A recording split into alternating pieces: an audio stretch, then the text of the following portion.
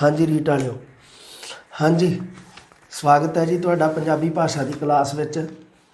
ते देखो जी सिलेबस वाला ना थोड़ी जी अपनी चर्चा जरूरी है करनी, क्योंकि विद्यार्थियों के बार बार काफ़ी मैसेजेस आए कि सर सानू पता नहीं लग रहा एक्चुअली दे विच सिलेबस सामने है ना, तो तां भी नहीं पता लग रहा कि एक्चुअली दे विच पढ़ना की है तो असीं छड्डना की है। ये गल दा नहीं पता लग रहा कि साडे सिलेबस दे विच जो सर तुसी बुक दे विच दे रखिया कि वो असीं पढ़ना है कि असीं उहनूं किवें मतलब जे पढ़ना है तो किन्ना पढ़ना है ना।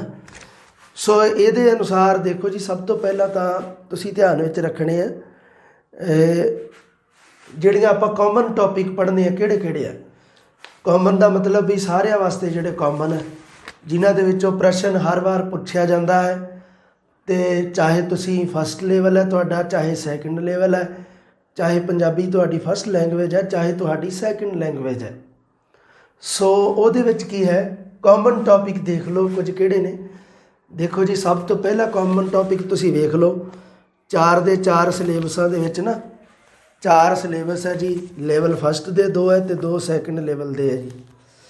चारां दे विचों जिहड़ा सब तो पहला जिहड़ा इकाई है चारां दी वो हैगी आ अणडिठे वार्तक पैरे वाली है ना।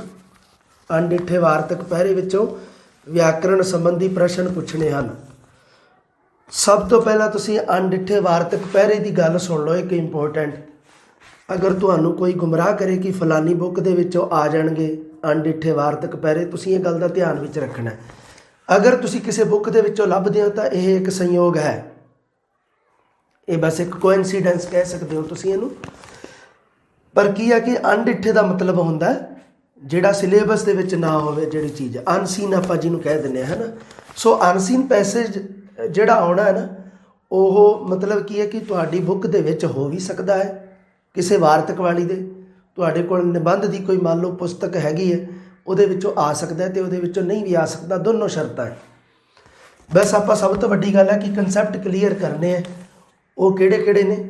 इन्हां दे विचों जिहड़े प्रश्न पुछने ने अगेतर पिछेतर दे विचों जिहड़े कॉमन टॉपिक है कॉमन सुन लो सब तो पहला। बाकी तुहाडे आ देखो लो लेवल फस्ट लेवल सैकेंड दे अलग अलग जिहड़े तुसीं पढ़ने आ वो अलग मैं कर दिते हैं, कॉमन टॉपिक है जिहड़े वो अलग कर दिते है। तो कविता की जिहड़ी गल है वो आपां एक वखरी करनी है। हुण देखो जी कॉमन टॉपिक अगेतर पिछेतर आपां पढ़ने हैं जी। कॉमन टॉपिक दे विच सारिਆਂ ने पढ़ने हैं तुसीं। हुण अगेतर पिछेतर की एक गल सुन लवो। अगर तुहानूं लगे कि यह बुक दे विच मान लो जो दिता होया वो बन नहीं रहा, उहदा सानूं अगेतर नहीं लभ रहा, उहदा सानूं पिछेतर नहीं लभ रहा। इहदे विच की है देखो, तुहानूं अगर लगे कि आ किवें हो सकदा सर, इहदे विच तां उप अगेतर नहीं आएगा, इहदे विच तां आ अगेतर नहीं बन रहा, इहदी गल तुसीं ध्यान नाल सुन लवो। देखो जी अगेतर पिछेतर है जिहड़े वो बस एक सधारण कोई मान लो चिन्ह मात्र होंदे ने है ना। अगर वो शब्द रूप होंदे ने तो उन्हां दा किते ना किते जां तां अर्थ हुंदा जां नहीं हुंदा, दोनों रूपों दे विच ही होंदे ने है ना। अगेतर ते पिछेतर दा अर्थ हो भी सकता है तो नहीं भी हो सकता, दोनों रूपों दे विच ही हुंदा है। सो क्योंकि ये पूर्ण रूप दे विच शब्द नहीं होंदे, सिर्फ चिन्ह मात्र होंदे ने। उप जिहड़ा अपने आप दे विच चिन्ह मात्र कह सकते हैं आपां, ये किते किते शब्द की भूमिका निभाउंदा है तो किते किते ये चिन्ह की भूमिका अदा करता है। इस करके तुसी अगेतर पिछेतर दे विच जिहड़ा देखो जी कोई रूल नहीं हैगा पंजाबी का, सीधी जी गल तुहानूं दसदा। क्योंकि देखो पंजाबी दे विच संधि नाम की कोई चीज़ नहीं हैगी, संधि किते नहीं पढ़ते आपां, सुनिया कदे आपां। जे आपां समासी शब्द भी पढ़ते हैं पंजाबी दे तां वो भी गिणे चुने हुंदे आ। उहदा रूल की है जी, जां तां 2 समानार्थी शब्द होणगे जां विरोधी, उन्हां दे युगम होणगे, जोड़े होणगे, उन्हां दे विच एक मतलब जोड़नी लगी होएगी है ना, एक विश्राम चिन्ह जिहड़ा साडा जोड़नी वो लगी होएगी तो उहदे तो आपां पछाण कर लैने भी ये है जिहड़ा साडा ये साडा समासी शब्द है। एक छोटी जी गल है ना, कोई दिक्कत नहीं इहदे च। ते जिहड़ी साडी संधि है देखो पंजाबी दे विच तां संधि असीं तां पढ़दे नहीं ते ना हैगी है, ना तुसीं कदे पढ़नी है। किते मान लो दिता होवे है ना तां ओह हो सकदा किते बुक दे विच दित्ती होवे पंजाबी दे विच संधि, मैं इनकार नहीं करदा इस गल तो, पर तुसीं ध्यान दे विच रखना है तुसीं नहीं पढ़नी। इस करके देखो संधि है नहीं ते समास दे भी गिणे चुने है ना नियम हैं। इस करके अगेतर पिछेतर दे कोई बहुते नियम ध्यान दे विच नहीं रखे जाते, उन्होंने बहुता नियमबद्ध करके नहीं लिखिया होया। ਤੋ ਸੋ ਜਿਵੇਂ ਥੋੜ੍ਹੀ ਜਿਹੀ ਕਹਿ ਸਕਦੇ ਆ ਮਨ ਮਰਜ਼ੀ ਦੇ ਮੁਤਾਬਕ ਵੀ ਕਿਤੇ ਨਾ ਕਿਤੇ ਇਹ ਗੱਲਾਂ ਹੋਈਆਂ। ਸੋ ਤੁਸੀਂ ਇਸ ਗੱਲ ਨੂੰ ਧਿਆਨ ਦੇ ਵਿੱਚ ਰੱਖਣਾ ਕਿ ਉਹਨਾਂ ਦੇ ਵਿੱਚੋਂ ਸਾਨੂੰ ਮੂਲ ਸ਼ਬਦ ਕਿਹੜਾ ਬਣਦਾ ਹੈ। ਇਸ ਕਰਕੇ ਤੁਹਾਨੂੰ ਵੱਧ ਤੋਂ ਵੱਧ ਹੈ ਲੋੜ ਸਮਾਨਾਰਥੀ ਸ਼ਬਦ ਪੜ੍ਹਨ ਦੀ। ਸਮਾਨਾਰਥੀ ਸ਼ਬਦ ਹੈ ਜਦੋਂ ਤੁਸੀਂ ਵੱਧ ਤੋਂ ਵੱਧ ਪੜ੍ਹ ਲਵੋਗੇ ਉਦੋਂ ਤੁਹਾਡੇ ਬਹੁਅਰਥਕ, ਵਿਰੋਧੀ, ਸ਼ੁੱਧ ਅਸ਼ੁੱਧ, ਅਗੇਤਰ ਪਿਛੇਤਰ ਇਹ ਸਾਰੇ ਕਲੀਅਰ ਹੋਣਗੇ ਸਮਾਨਾਰਥੀ ਸ਼ਬਦਾਂ ਦੇ ਵਿੱਚ, ਕਿਉਂਕਿ ਇਹਨਾਂ ਦੇ ਵਿੱਚੋਂ ਸਾਰੀਆਂ ਭਾਸ਼ਾਵਾਂ ਦੇ ਜਿਹੜੇ ਸ਼ਬਦ ਪੰਜਾਬੀ ਦੇ ਵਿੱਚ ਆਏ ਨੇ ਤੁਸੀਂ ਉਹਨਾਂ ਦੇ ਵਿੱਚ ਵੀ ਹੈ ਨਾ ਜਿਹੜੇ ਸਾਡੇ ਪਰਿਆਇਵਾਚੀ ਨੇ ਉਹ ਤੁਸੀਂ ਇਹਦੇ ਵਿੱਚ ਸਮਾਨਾਰਥੀ ਦੇ ਵਿੱਚ ਹੀ ਪੜ੍ਹਦੇ ਹੋ। ਇਹ ਗੱਲ ਤੁਸੀਂ ਮਾਈਂਡ ਦੇ ਵਿੱਚ ਰੱਖਣੀ ਹੈ ਕਿ ਕਿਸੇ ਨੂੰ ਮਤਲਬ ਕਿਵੇਂ ਤੁਹਾਨੂੰ ਕੋਈ ਗੁੰਮਰਾਹ ਕਰ ਦੇਵੇ ਵੀ ਆਹ ਨਹੀਂ ਐ ਨਹੀਂ। ਤੁਸੀਂ ਵੇਖ ਲਿਓ, ਭਾਵੇਂ ਤੁਸੀਂ ਰੀਟ ਵਾਲੇ ਜਿੰਨੇ ਪੁਰਾਣੇ ਪੇਪਰ ਆ ਉਹਨਾਂ ਦੇ ਵਿੱਚੋਂ ਜਾਂ CTET ਦਾ ਜਾਂ PSTET ਦਾ ਕੋਈ ਪ੍ਰਸ਼ਨ ਤੁਹਾਡੇ ਸਾਹਮਣੇ ਕੋਈ ਪੇਪਰ ਹੈ ਉਹਨੂੰ ਵੇਖ ਲਓ। ਜਿਹੜੇ ਅਗੇਤਰ ਪਿਛੇਤਰ ਸੰਬੰਧੀ ਜਿਹੜੇ ਆਏ ਨੇ ਉਹ ਤੁਸੀਂ ਦੇਖ ਲਿਓ। ਬਹੁਤ ਹੀ ਸਧਾਰਨ ਜਿਹੜਾ ਹੁੰਦਾ ਹੈ ਨਾ ਤੁਹਾਡੇ ਸਾਹਮਣੇ ਜਿਹੜਾ ਪ੍ਰਸ਼ਨ ਆਉਂਦਾ ਬਹੁਤ ਹੀ ਸਧਾਰਨ ਹੁੰਦਾ, ਉਹਦੇ ਵਿੱਚ ਘਬਰਾਉਣ ਦੀ ਲੋੜ ਨਹੀਂ ਹੁੰਦੀ। ਸੋ ਕਿਉਂਕਿ ਇਹਦੇ ਵਿੱਚ ਦੇਖੋ ਲੈਵਲ ਦਾ ਹੈ ਨਾ ਤੁਹਾਡਾ। ਹੁਣ ਦੇਖ ਲਓ ਇੱਕ ਗੱਲ ਹੋਰ ਸੁਣ ਲਵੋ, ਜੇ ਗੱਲ ਮੈਂ ਕਰਾਂ ਰੀਟ ਦੇ ਲੈਵਲ ਦੀ ਤਾਂ ਰੀਟ ਦਾ ਲੈਵਲ ਹੋਵੇਗਾ ਜੀ ਬਹੁਤ ਹੀ ਬੇਸਿਕ। ਤੁਹਾਡੇ ਜਿਹੜੇ ਪ੍ਰਸ਼ਨ ਹੋਣਗੇ, ਜਿਹੜੇ 30 ਪ੍ਰਸ਼ਨ ਹੋਣਗੇ ਬਹੁਤ ਹੀ ਸਧਾਰਨ ਬੇਸਿਕ ਹੋਣਗੇ, ਉਹਨਾਂ ਦੇ ਵਿੱਚੋਂ ਇੱਕਾ ਦੁੱਕਾ ਪ੍ਰਸ਼ਨਾਂ ਨੂੰ ਛੱਡ ਕੇ। ਇਸ ਕਰਕੇ ਤੁਸੀਂ ਇਸ ਚੀਜ਼ ਨੂੰ ਜ਼ਿਆਦਾ ਮਤਲਬ ਇਹਦੇ ਉੱਪਰ ਗਿਆਨ ਪ੍ਰਾਪਤ ਕਰਨ ਵਾਸਤੇ ਸਾਰੀ ਜ਼ਿੰਦਗੀ ਪਈ ਹੈ। ਇਸ ਕਰਕੇ ਤੁਸੀਂ ਬੇਸਿਕ ਕੰਮ ਕੱਢਣਾ, ਬੇਸਿਕ ਕੰਮ ਕਰਨਾ। ਮੈਂ ਆਪਣੀ ਬੁੱਕ ਦੇ ਵਿੱਚ ਕੀ ਇਹ ਕੀਤਾ ਕਿ ਮੈਂ ਬੇਸਿਕ ਗੱਲਾਂ ਜਿਹੜੀਆਂ ਉਹਨਾਂ ਨੂੰ ਜ਼ਿਆਦਾ ਧਿਆਨ ਦੇ ਵਿੱਚ ਰੱਖਿਆ। ਇਸ ਕਰਕੇ ਸਫੀਸ਼ੀਐਂਟ ਚੀਜ਼ ਹੈ ਜਿਹੜੀ ਉਹ ਪਾਉਣੀ ਜਵਾਕਾਂ ਵਾਸਤੇ, ਬੱਚਿਆਂ ਵਾਸਤੇ ਬਹੁਤ ਲਾਜ਼ਮੀ ਹੈ। ਸੋ ਇਹ ਗੱਲ ਤੁਸੀਂ ਧਿਆਨ ਵਿੱਚ ਰੱਖਣੀ ਹੈ।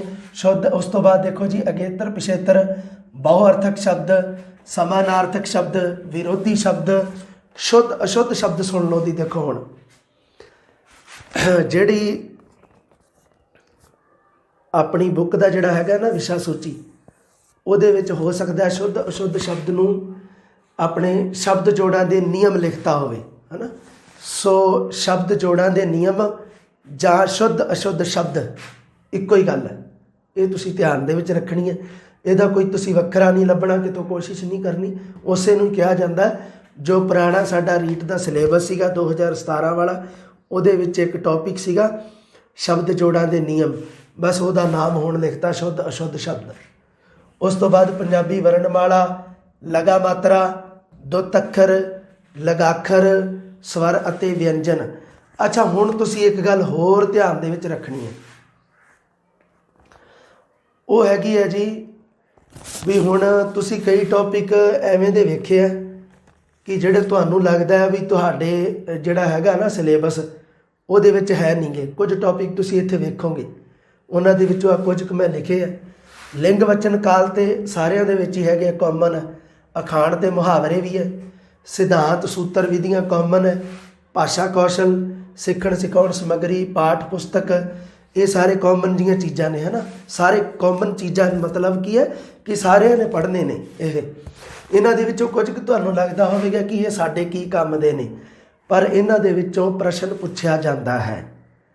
ਕੁਝ ਅਜਿਹੇ ਟੌਪਿਕ ਹਨ ਪੰਜਾਬੀ ਦੇ ਵਿੱਚ ਜੋ ਮਤਲਬ ਸਾਨੂੰ ਇਸ ਤਰ੍ਹਾਂ ਲੱਗਦਾ ਹੈ ਕਿ ਸਾਡੇ ਮੰਨ ਲਓ ਹੈ ਨਹੀਂ ਹੈ ਨਾ, ਸਾਡੇ ਜਿਹੜਾ ਸਾਡਾ ਸਿਲੇਬਸ ਹੈ ਉਹਦੇ ਵਿੱਚ ਨਹੀਂ ਦੇ ਰੱਖੇ ਹੈ ਨਾ।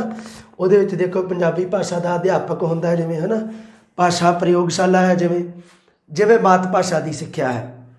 ਇਹ ਜਿਹੜੇ ਟੌਪਿਕ ਨੇ ਇਹ ਮੈਂ ਦੇਖੋ ਤੁਸੀਂ ਕਾਮਨ ਟੌਪਿਕ ਦੇ ਵਿੱਚ ਲਿਖੇ ਹੋਏ ਨੇ, ਜਿਹੜੇ ਮਤਲਬ ਜਿਨ੍ਹਾਂ ਦੇ ਵਿੱਚੋਂ ਤੁਸੀਂ ਕਿਸੇ ਵੀ ਲੈਵਲ ਦੇ ਹੋ, ਭਾਵੇਂ ਤੁਹਾਡੀ ਚਾਹੇ ਕੋਈ ਵੀ ਲੈਂਗੁਏਜ ਹੈ ਪੰਜਾਬੀ, ਚਾਹੇ ਫਸਟ ਹੈ ਚਾਹੇ ਸੈਕਿੰਡ ਹੈ, ਇਹ ਪ੍ਰਸ਼ਨ ਇਹਨਾਂ ਦੇ ਵਿੱਚੋਂ ਪ੍ਰਸ਼ਨ ਹੈ ਜਿਹੜੇ ਇਹ ਲਾਜ਼ਮੀ ਪੁੱਛਿਆ ਜਾਂਦਾ ਹੈ।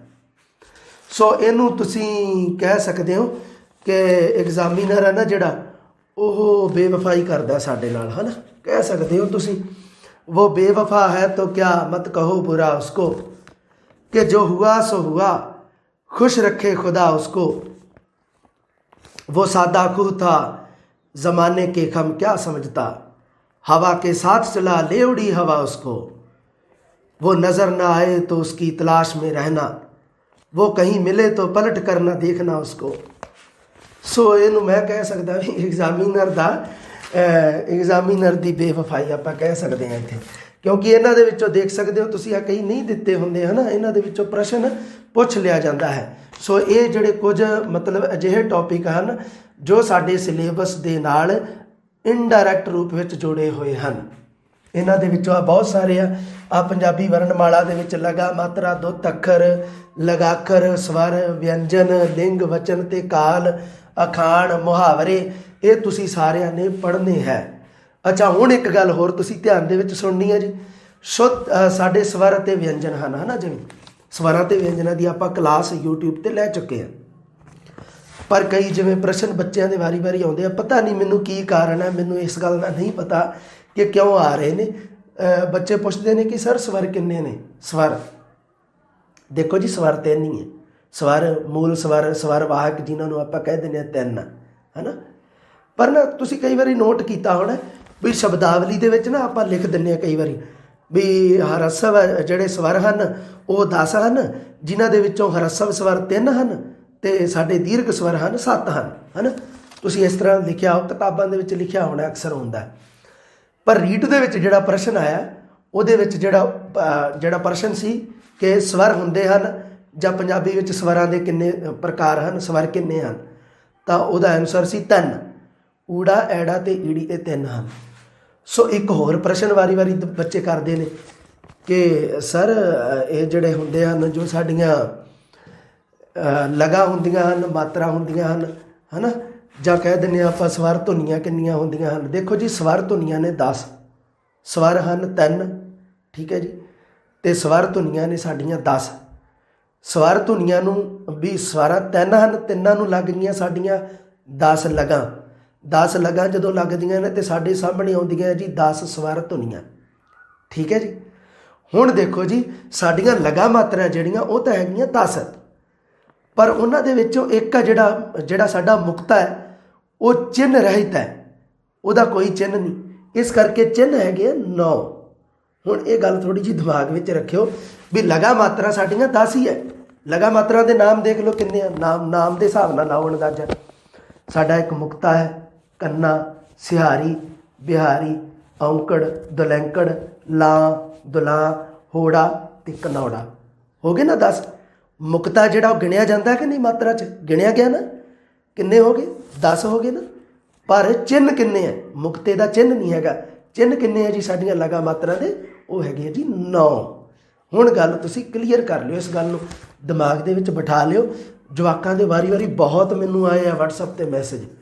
ਮੈਂ ਕਿਹਾ ਹੁਣ ਮੈਂ ਕਰਾਂ ਕਿ ਮੈਨੂੰ ਇਹ ਨਹੀਂ ਪਤਾ ਵੀ ਇਹ ਪ੍ਰਸ਼ਨ ਪੈਦਾ ਕਿੱਥੋਂ ਹੋਇਆ, ਪਰ ਮੈਂ ਸੋਚਿਆ ਚਲੋ ਦੇਖਦੇ ਹਾਂ, ਆਪਾਂ ਵੀ ਕਲੀਅਰ ਕਰਕੇ ਵੇਖ ਲਈਏ ਇਹਨੂੰ, ਹੈ ਨਾ।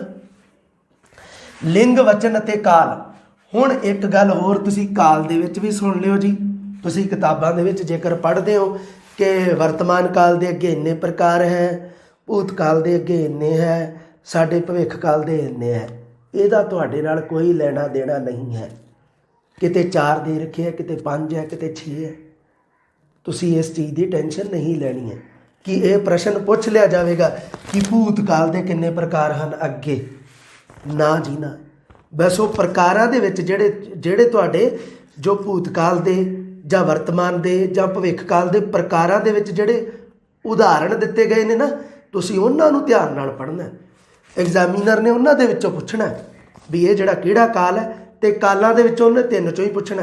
ਅੱਜ ਤੱਕ ਦੇਖੋ ਜੀ, ਰੀਟ ਦਾ ਇਤਿਹਾਸ ਤਾਂ ਇਹੀ ਰਿਹਾ ਵੀ ਕਾਲਾਂ ਦੇ ਵਿੱਚੋਂ 3 ਕਾਲਾਂ ਦੇ ਵਿੱਚੋਂ ਹੀ ਪ੍ਰਸ਼ਨ ਪੁੱਛਿਆ ਗਿਆ। ਪ੍ਰਸ਼ਨ ਪੁੱਛਣ ਦੇ ਤਰੀਕੇ ਦੇਖ ਲਓ ਜੀ ਕਿਹੜੇ ਸੀ। ਇੱਕ ਤਾਂ ਇੱਕ ਕਾਲ ਨੂੰ ਦੂਸਰੇ ਕਾਲ ਵਿੱਚ ਬਦਲਣਾ। ਇੱਕ ਕੀ ਹੈ ਕਿ ਇੱਕ ਉਦਾਹਰਣ ਦੇ ਕੇ ਅਤੇ ਕਾਲ ਦੀ ਪਹਿਚਾਣ ਕਰਨੀ ਵੀ ਇਸ ਉਦਾਹਰਣ ਦੇ ਵਿੱਚ ਕਿਹੜਾ ਕਾਲ ਹੈ। ਸੋ ਉਹਦੇ ਵਾਸਤੇ ਉਦਾਹਰਨਾਂ ਤੁਸੀਂ ਸਾਰੀਆਂ ਹੀ ਪੜ੍ਹਨੀਆਂ, ਚਾਹੇ ਤੁਸੀਂ ਨਿਸ਼ਚਿਤ ਜਾਂ ਚਾਲੂ ਵਰਤਮਾਨ ਸਾਡਾ ਜਾਂ ਕੋਈ ਅਨਿਸ਼ਚਿਤ ਭਵਿੱਖ ਕਾਲ ਕੋਈ ਵੀ ਪੜ੍ਹਦੇ ਹੋ।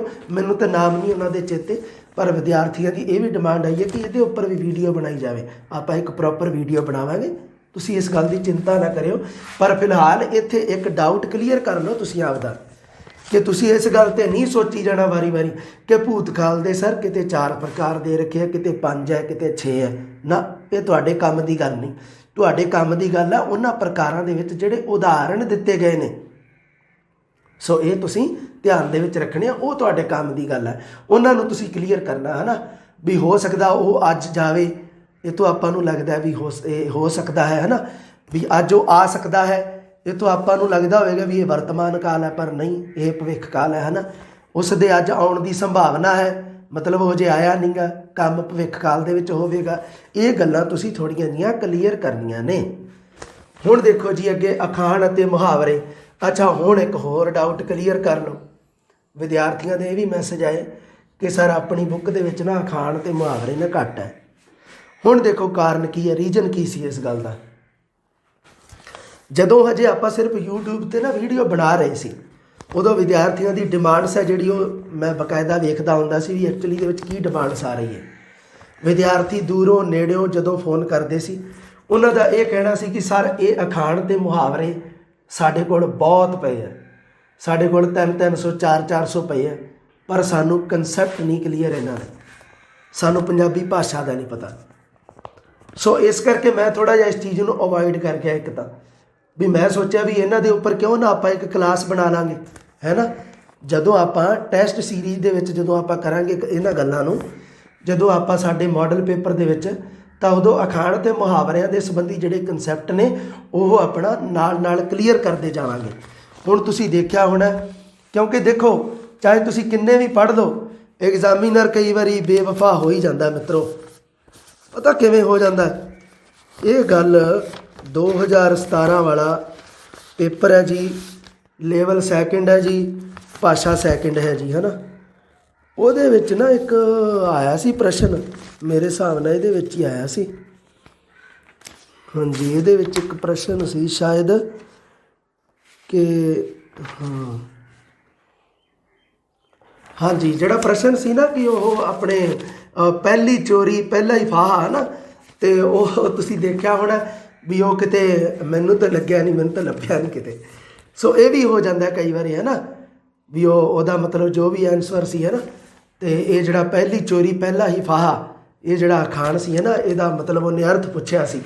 ਸੋ ਇਹ ਅਖਾਣ ਤੁਸੀਂ ਵੇਖਿਆ ਕਿਤਾਬ ਦੇ ਵਿੱਚ, ਤੁਸੀਂ ਆਪਦੀ ਦੇ ਵਿੱਚ ਕਿਸੇ ਇੰਨੀਆਂ ਓਥੈਂਟਿਕ ਕਿਤਾਬਾਂ ਪੜ੍ਹਦੀਆਂ ਆਪਾਂ। ਸੋ ਇਹ ਕਈ ਵਾਰੀ ਆਊਟ ਆਫ ਸਿਲੇਬਸ ਵੀ ਚੱਲ ਜਾਂਦੀਆਂ ਇਹ ਗੱਲਾਂ। ਇਸ ਕਰਕੇ ਅਖਾਣ ਅਤੇ ਮੁਹਾਵਰੇ ਨੂੰ ਮੈਂ ਕੋਈ ਬਾਹਲਾ, ਮੈਂ ਕਿਹਾ ਕੀ ਗਿਣਤੀ ਇਕੱਠੀ ਕਰਨੀ ਹੈ। ਵੀ ਦੇਖੋ ਤੁਸੀਂ, ਜਦੋਂ ਆਪਣੀ ਕਿਤਾਬ ਮਾਰਕੀਟ ਦੇ ਵਿੱਚ ਆ ਰਹੀ ਸੀ, ਉਸ ਤੋਂ ਪਹਿਲਾਂ ਬਹੁਤ ਕਿਤਾਬਾਂ ਆ ਚੁੱਕੀਆਂ ਸਨ ਅਤੇ ਬੱਚਿਆਂ ਨੇ ਲਗਭਗ ਖਰੀਦ ਵੀ ਲਈਆਂ ਸਨ। ਸੋ ਅਖਾਣ ਅਤੇ ਮੁਹਾਵਰੇ ਤੁਸੀਂ ਵੇਖਿਆ ਹੋਣਾ, ਪੱਕੀ ਗੱਲ ਹੈ, ਲਾਜ਼ਮੀ ਗੱਲ ਹੈ, ਲਗਭਗ ਹਰ ਬੁੱਕ ਦੇ ਵਿੱਚ 200 250 ਦਿੱਤੇ ਹੁੰਦੇ ਆ। ਮੈਂ ਜਿਹੜੇ ਪਹਿਲਾਂ ਨੋਟਸ ਅਵੇਲੇਬਲ ਕਰਵਾਏ ਸੀ ਬੱਚਿਆਂ ਨੂੰ, ਉਹਨਾਂ ਦੇ ਵਿੱਚ ਵੀ 200 250 ਅਖਾਣ ਮੁਹਾਵਰੇ, 2 250 ਸ਼ਾਇਦ ਅਖਾਣ ਸੀ ਅਤੇ ਉਹਨੇ ਕੀ ਸ਼ਾਇਦ ਮੁਹਾਵਰੇ ਸੀ। ਸੋ ਉਹ ਮੈਨੂੰ ਲੱਗਿਆ ਵੀ ਆਪਾਂ ਦੇਖੋ ਵਾਰੀ ਵਾਰੀ, ਉਹ ਤਾਂ ਫਿਰ ਕਾਪੀ ਪੇਸਟ ਵਾਲਾ ਕੰਮ ਸੀ, ਹੈ ਨਾ। ਪਰ ਉਹ ਸਿਰਫ ਥੋੜ੍ਹਾ ਜਿਹਾ ਮੈਂ 25 26 ਜਿੰਨੇ ਵੀ ਸੀ ਉਹਨਾਂ ਦੇ ਹਿਸਾਬ ਨਾਲ ਮੈਂ ਕਿਹਾ ਚਲੋ ਇੱਕ ਵਾਰ ਥੋੜ੍ਹਾ ਜਿਹਾ ਇਹ ਵੀ ਹੋ ਜਾਂਦਾ, ਹੈ ਨਾ। ਟੌਪਿਕ ਨੂੰ ਅਵੋਇਡ ਵੀ ਨਹੀਂ ਕਰ ਸਕਦੇ ਆਪਾਂ। ਇਹਨਾਂ ਦੀ ਜਿਹੜੀ ਕਲਾਸ ਹੈ ਤੁਹਾਨੂੰ ਬਕਾਇਦਾ ਮੈਂ ਅਵੇਲੇਬਲ ਕਰਵਾ ਦਊਂਗਾ, ਤੁਹਾਡੇ ਸਾਰੇ ਕਨਸੈਪਟ ਕਲੀਅਰ ਕਰ ਦਊਂਗਾ। ਤੁਹਾਡੀ ਸ਼ਿਕਾਇਤ ਹੋ ਸਕਦਾ ਮੇਰੇ ਪ੍ਰਤੀ ਹੋਵੇ, ਉਹਨੂੰ ਮੈਂ ਦੂਰ ਕਰ ਦਊਂਗਾ। ਸੋ ਇਹ ਮੈਂ ਇਹਦੇ ਵਾਸਤੇ ਪ੍ਰਤੀਬੰਧ ਹਾਂ ਮੈਂ। ਤੁਸੀਂ ਇਸ ਗੱਲ ਦੀ ਚਿੰਤਾ ਨਹੀਂ ਕਰਨੀ ਕਿ ਅਖਾਣ ਅਤੇ ਮੁਹਾਵਰਿਆਂ ਦੇ ਵਿੱਚੋਂ ਦੇਖੋ ਆਪਾਂ ਟੈਸਟ ਸੀਰੀਜ਼ 'ਤੇ ਆਪਣਾ ਕੰਮ ਚੱਲ ਰਿਹਾ ਹੈ। ਸੰਤਵੀਰ ਜੀ, ਵਿਰੇਂਦਰ ਜੀ, ਪ੍ਰਕਾਸ਼ ਜੀ, ਇਹ ਆਪਣਾ ਪੂਰਾ ਮਤਲਬ ਕੀ ਹੈ ਕਿ ਮੈਂ ਤਾਂ ਇਹਨਾਂ ਦਾ ਸਿਰਫ ਸਹਿਯੋਗ ਦੇ ਰਿਹਾ ਨਾਲ। ਇਸ ਕਰਕੇ ਇਹ ਪੂਰੇ ਕਨਸੈਪਟ ਨੂੰ ਵਧੀਆ ਸ਼ਾਨਦਾਰ ਤਰੀਕੇ ਨਾਲ ਕਲੀਅਰ ਕਰਕੇ ਆਪਣੀ ਟੀਮ ਹੈ ਜਿਹੜੀ ਉਹ ਇਹਨਾਂ 'ਤੇ ਜਦੋਂ ਵਰਕ ਕਰੇਗੀ, ਤਾਂ ਉਦੋਂ ਆਪਾਂ ਨਾਲ ਨਾਲ ਇਹ ਕੁਝ ਕੁ ਜਿਹੜੇ ਤੁਹਾਨੂੰ ਲੱਗਦੇ ਆ ਕਾਲ, ਅਖਾਣ, ਮੁਹਾਵਰੇ, ਹੈ ਨਾ, ਇਹਨਾਂ ਚੀਜ਼ਾਂ ਦੇ ਉੱਪਰ ਜਾਂ ਸਵਰਾਂ ਦੇ ਉੱਪਰ, ਜਿਵੇਂ ਇਹਨਾਂ ਦੇ ਉੱਪਰ ਆਪਾਂ ਗੱਲਾਂ ਸਾਰੀਆਂ ਕਲੀਅਰ ਕਰ ਲਵਾਂਗੇ। ਤੁਸੀਂ ਚਿੰਤਾ ਨਹੀਂ ਕਰਨੀ ਇਸ ਗੱਲ ਦੀ। ਤੁਸੀਂ ਆਪਣਾ ਜਿਹੜਾ ਪੜ੍ਹਨਾ ਇਸ ਗੱਲ ਦਾ ਬਸ ਤੁਸੀਂ ਖਿਆਲ ਰੱਖਣਾ। ਹੁਣ ਦੇਖੋ ਜੀ, ਹੋਰ ਆਪਾਂ ਗੱਲ ਕਰਦੇ ਹਾਂ ਕਿ ਸਵਰਾਂ ਅਤੇ ਵਿਅੰਜਨਾਂ ਦੇ ਵਿੱਚ ਵੀ ਤੁਹਾਨੂੰ ਕੋਈ, ਜਿਵੇਂ ਮੰਨ ਲਓ ਕੋਈ ਗੁਲਾਈਦਾਰ ਸਵਰ, ਗੁਲਾਈ ਰਹਿਤ, ਇਹ ਨਹੀਂ। ਸਿਰਫ ਆਪਾਂ ਕਨਸੈਪਟ, ਬੇਸਿਕ ਗੱਲ ਹੈ ਜਿਹੜੀ ਉਹ ਕਲੀਅਰ ਕਰਨੀ ਹੈ ਸਵਰ ਅਤੇ ਵਿਅੰਜਨਾਂ ਦੇ ਵਿੱਚ, ਹੈ ਨਾ। ਆਪਾਂ ਜਿਹੜੇ ਵੀ ਸਵਰਾਂ ਨੂੰ ਅਤੇ ਵਿਅੰਜਨਾਂ ਨੂੰ ਜਿਹੜੇ ਆਪਾਂ ਵੀਡੀਓ ਦੇ ਵਿੱਚ ਜਾਂ ਬੁੱਕ ਦੇ ਵਿੱਚ ਜੋ ਆਪਾਂ ਕਲੀਅਰ ਕੀਤਾ, ਉਸ ਕਨਸੈਪਟ ਨੂੰ ਵੀ ਕਲੀਅਰ ਰੱਖਣਾ। ਇਹ ਤੁਸੀਂ ਧਿਆਨ ਦੇ ਵਿੱਚ ਰੱਖਣਾ। ਹੁਣ ਇੱਕ ਗੱਲ ਹੋਰ ਨਾਲ ਸੁਣ ਲਵੋ। ਇਨ ਕੇਸ ਦੇਖੋ ਜੀ, ਆਪਾਂ ਸਾਰੀ ਦੁਨੀਆ ਨਾਲ ਲੜ ਸਕਦੇ ਹਾਂ। ਮੈਨੂੰ ਇੱਕ ਗੱਲ ਦਾ ਅੱਜ ਪਤਾ ਲੱਗਾ, ਅੱਜ ਕੀ ਕਈ ਦਿਨਾਂ ਤੋਂ ਪਤਾ ਲੱਗਿਆ ਕਿ ਆਪਾਂ ਸਾਰੀ ਦੁਨੀਆ ਨਾਲ ਲੜ ਸਕਦੇ ਹਾਂ, ਪਰ ਪ੍ਰਿੰਟਿੰਗ ਪ੍ਰੈਸ ਨਾਲ ਨਹੀਂ ਲੜ ਸਕਦੇ ਆਪਾਂ। ਪ੍ਰਿੰਟਿੰਗ ਦੇ ਵਿੱਚ ਔਂਕੜ ਦੀ, ਸਿਹਾਰੀ ਦੀ, ਦੁਲੈਂਕੜ ਦੀ, ਇਸ ਤਰ੍ਹਾਂ ਕਰਕੇ ਛੋਟੀਆਂ ਛੋਟੀਆਂ ਮਿਸਟੇਕਸ ਹੈ ਨਾ ਅਮੂਮਨ ਆ ਜਾਂਦੀਆਂ। ਸੋ ਇਹਨਾਂ ਨੂੰ ਅਵੋਇਡ ਕਰਨ ਵਾਸਤੇ ਤੁਸੀਂ ਇਨ ਕੇਸ ਮੰਨ ਲਓ ਤੁਹਾਨੂੰ ਲੱਗੇ, ਖਾਸ ਕਰ ਸਾਡੇ ਸ਼ੁੱਧ ਅਸ਼ੁੱਧ ਸ਼ਬਦ ਨੇ, ਹੈ ਨਾ, ਉਹਨਾਂ ਦੇ ਵਿੱਚ ਇਨ ਕੇਸ ਤੁਹਾਨੂੰ ਲੱਗੇ ਡਾਊਟ, ਤਾਂ ਤੁਸੀਂ ਸਾਰਿਆਂ ਨੇ ਸ਼ੁੱਧ ਅਸ਼ੁੱਧ ਸ਼ਬਦ ਦੀ ਜਿਹੜੀ ਵੀਡੀਓ ਹੈ ਵੀਡੀਓ ਜਿਹੜੀ ਹੈ ਉਸ ਦੇ ਅਕੋਰਡਿੰਗ ਉਸ ਨੂੰ ਦਰੁਸਤ ਕਰ ਲੈਣਾ ਹੈ। ਕਿਉਂਕਿ ਦੇਖੋ ਜਿਹੜਾ ਪ੍ਰਿੰਟਿੰਗ ਵਾਲਾ ਕੰਮ ਹੈ ਉਹ ਆਪਣੇ ਵੱਸ 'ਚ ਨਹੀਂ ਸੀ, ਪਰ ਜਿਹੜਾ ਬੋਰਡ ਵਾਲਾ ਕੰਮ ਹੈ ਉਹ ਆਪਣੇ ਵੱਸ 'ਚ ਸੀ, ਹੈ ਨਾ। ਇਸ ਕਰਕੇ ਤੁਸੀਂ ਇਸ ਚੀਜ਼ ਨੂੰ ਥੋੜ੍ਹਾ ਜਿਹਾ ਬਸ ਹੈਲਪ ਨਾਲ, ਹੈ ਨਾ। ਕਿਉਂਕਿ ਦੇਖੋ ਆਪਾਂ ਇਹ ਜਿਹੜੇ ਕੰਮ ਹੈ ਇਹ ਆਪਾਂ ਕਲੀਅਰ ਕਰਨੀਆਂ ਸਾਰੀਆਂ ਗੱਲਾਂ। ਬਸ ਲਿੰਗ, ਵਚਨ, ਕਾਲ, ਅਖਾਣ ਤੇ ਮੁਹਾਵਰੇ, ਸਿਧਾਂਤ, ਸੂਤਰ ਅਤੇ ਵਿਧੀਆਂ। ਭਾਸ਼ਾ ਅਧਿਆਪਨ ਦੇ ਸਿਧਾਂਤ ਜਾਂ ਮਾਤ ਭਾਸ਼ਾ ਅਧਿਆਪਨ ਦੇ ਸਿਧਾਂਤ ਇੱਕੋ ਹੀ ਗੱਲ ਹੈ। ਮੈਂ ਤੁਹਾਨੂੰ ਗੱਲ ਦੱਸੀ ਸੀ ਨਾ, ਕਿਉਂਕਿ ਪੰਜਾਬੀ ਨੂੰ ਸਕੂਲੀ ਸਿੱਖਿਆ ਦੇ ਰੂਪ ਵਿੱਚ ਵੀ ਪੜ੍ਹਾਇਆ ਜਾਂਦਾ ਹੈ ਅਤੇ ਮਾਤ ਭਾਸ਼ਾ ਦੇ ਰੂਪ ਵਿੱਚ ਵੀ। ਜਿਨ੍ਹਾਂ ਦੀ ਮਾਤਰ ਭਾਸ਼ਾ ਜਿਨ੍ਹਾਂ ਦੀ ਪੰਜਾਬੀ ਹੈ ਨਾ, ਉਹ ਪੰਜਾਬੀ ਭਾਸ਼ਾ ਨੂੰ ਮਾਤ ਭਾਸ਼ਾ ਦੇ ਰੂਪ ਵਿੱਚ ਵੀ ਸਿੱਖਦਾ ਹੈ ਅਤੇ ਨਾਲ ਉਸ ਨੂੰ ਸਕੂਲੀ ਸਿੱਖਿਆ ਦੇ ਰੂਪ ਵਿੱਚ ਵੀ ਸਿੱਖਦਾ ਹੈ। ਇਸ ਕਰਕੇ ਜਿਹੜੇ ਸਿਧਾਂਤ, ਜਿਹੜੇ ਸੂਤਰ ਜਾਂ ਜਿਹੜੀਆਂ ਵਿਧੀਆਂ ਕਿਸੇ ਵੀ ਭਾਸ਼ਾ 'ਤੇ ਲਾਗੂ ਹੁੰਦੀਆਂ ਨੇ ਉਹ ਮਾਤ ਭਾਸ਼ਾ ਦੇ ਉੱਪਰ ਵੀ ਲਾਗੂ ਹੁੰਦੀਆਂ। ਇਹ ਗੱਲ ਤੁਸੀਂ ਧਿਆਨ ਦੇ ਵਿੱਚ ਰੱਖਣੀ ਹੈ। ਸਿਧਾਂਤ, ਸੂਤਰ, ਵਿਧੀਆਂ। ਅੱਛਾ, ਹੁਣ ਗੱਲ ਇੱਕ ਕਰ ਲਓ ਵਿਧੀਆਂ ਦੀ। ਮਾਤ ਭਾਸ਼ਾ ਅਧਿਆਪਨ ਦੇ ਸਿਧਾਂਤ ਦੀ ਆਪਾਂ ਕਲਾਸ ਲਾਈ ਸੀ, ਸੂਤਰਾਂ ਦੀ ਵੀ, ਵਿਧੀਆਂ ਦੀ ਵੀ। ਇਨ ਕੇਸ ਬੁੱਕ ਦੇ ਵਿੱਚ ਮੰਨ ਲਓ, ਕਿਉਂਕਿ ਐਡੀਟਿੰਗ ਵਾਲਾ ਕੰਮ ਹੈ ਜਿਹੜਾ ਉਹ ਵੀ ਮੇਰੇ ਕੋਲ ਨਹੀਂ ਸੀ। ਇਨ ਕੇਸ ਮੰਨ ਲਓ ਵਿਧੀਆਂ ਤੁਹਾਨੂੰ ਨਾ ਮਿਲਣ ਬੁੱਕ ਦੇ ਵਿੱਚੋਂ, ਇਨ ਕੇਸ ਹੋ ਸਕਦਾ, ਤਾਂ ਤੁਸੀਂ ਕੀ ਹੈ ਕਿ ਇਹਨਾਂ ਦੀ ਬਕਾਇਦਾ ਮੇਰੀ ਹਸਤ ਲਿਖਿਤ PDF ਇੱਕ ਤਾਂ ਆਪਣਾ ਜਿਹੜਾ ਟੈਲੀਗ੍ਰਾਮ ਚੈਨਲ ਆ ਉਹਦੇ ਉੱਪਰ ਹੈ। ਦੂਸਰਾ ਕੀ ਹੈ ਕਿ ਜਿਹੜੀ ਸਾਡੀ YouTube 'ਤੇ ਵੀਡੀਓ ਹੈ ਉਹਦੇ ਆਪਾਂ YouTube 'ਤੇ ਵੀਡੀਓ ਦੇ ਵਿੱਚ ਵਿਧੀਆਂ ਜਿਹੜੀਆਂ ਉਹ ਸਾਰੀਆਂ ਕਲੀਅਰ ਕੀਤੀਆਂ ਆਪਾਂ, ਜਿਹੜੀਆਂ ਸਾਡੀਆਂ ਪੰਜਾਬੀ ਭਾਸ਼ਾ ਦੇ ਅਕੋਰਡਿੰਗ ਕੰਮ ਦੀਆਂ ਉਹ ਸਾਰੀਆਂ ਕਲੀਅਰ ਕੀਤੀਆਂ ਆਪਾਂ। ਸੋ ਵਿਧੀਆਂ ਦੀ ਦੂਜਾ ਕੀ ਹੈ ਕਿ ਤੁਸੀਂ ਚਾਹੇ ਸੰਤਵੀਰ ਜੀ ਨੂੰ ਮੈਸੇਜ ਕਰ ਲਓ, ਚਾਹੇ ਮੈਨੂੰ, ਤੁਹਾਨੂੰ ਜਿਹੜੀ ਵਿਧੀਆਂ ਵਾਲੀ ਜਿਹੜੀ PDF ਹੈ ਉਹ ਬਕਾਇਦਾ ਅਵੇਲੇਬਲ ਕਰਵਾ ਦਿੱਤੀ ਜਾਵੇਗੀ। ਸੋ ਉਹਦੇ ਵਿੱਚ ਬਿਲਕੁਲ ਸੌਖਾ ਕੰਮ ਹੈ, ਸੌਖੇ ਸ਼ਬਦਾਂ ਦੇ ਵਿੱਚ ਲਿਖਿਆ ਹੈ। ਇਸ ਨੂੰ ਵੀ ਤੁਸੀਂ ਕੋਈ ਜ਼ਿਆਦਾ ਐਵੇਂ ਨਹੀਂ ਕਿ ਇਹਦੀ ਆਪਾਂ ਵਾਲ ਦੀ ਖੱਲ ਨਹੀਂ ਖਿੱਚਣੀ। ਇਹ ਗੱਲ ਤੁਸੀਂ ਧਿਆਨ ਦੇ ਵਿੱਚ ਰੱਖਣੀ ਹੈ। ਬੇਸਿਕ ਗੱਲ ਦਾ ਸਭ ਤੋਂ ਪਹਿਲਾਂ ਪਤਾ ਹੋਣਾ ਚਾਹੀਦਾ ਤੁਹਾਨੂੰ।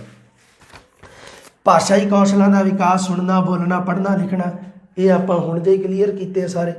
ਸਿੱਖਣ ਸਿਖਾਉਣ ਸਮੱਗਰੀ ਹੁਣ ਆ ਗਈ ਜੀ। ਦੇਖੋ ਸਿੱਖਣ ਸਿਖਾਉਣ ਸਮੱਗਰੀ ਇਹ ਕੀ ਹੈ ਜੀ? ਸਿੱਖਣ ਸਿਖਾਉਣ ਸਮੱਗਰੀ ਦੇ ਵਿੱਚ ਦੇਖੋ ਜੀ ਇਹਨਾਂ ਚੀਜ਼ਾਂ, ਦੇਖੋ ਇੱਕ ਤਾਂ ਦੇਤਾ ਸਿੱਖਣ ਸਿਖਾਉਣ ਸਮੱਗਰੀ ਅਤੇ ਇੱਕ ਦੇਤਾ ਜੀ ਵੇਖਣ ਸੁਣਨ ਸਾਧਨਾਂ ਦੇ ਅਰਥ, ਵੇਰਵਾ ਅਤੇ ਵਰਤੋਂ ਦੇ ਸਿਧਾਂਤ। ਇੱਕ ਇਹ ਦੇ ਰੱਖਿਆ ਜੀ।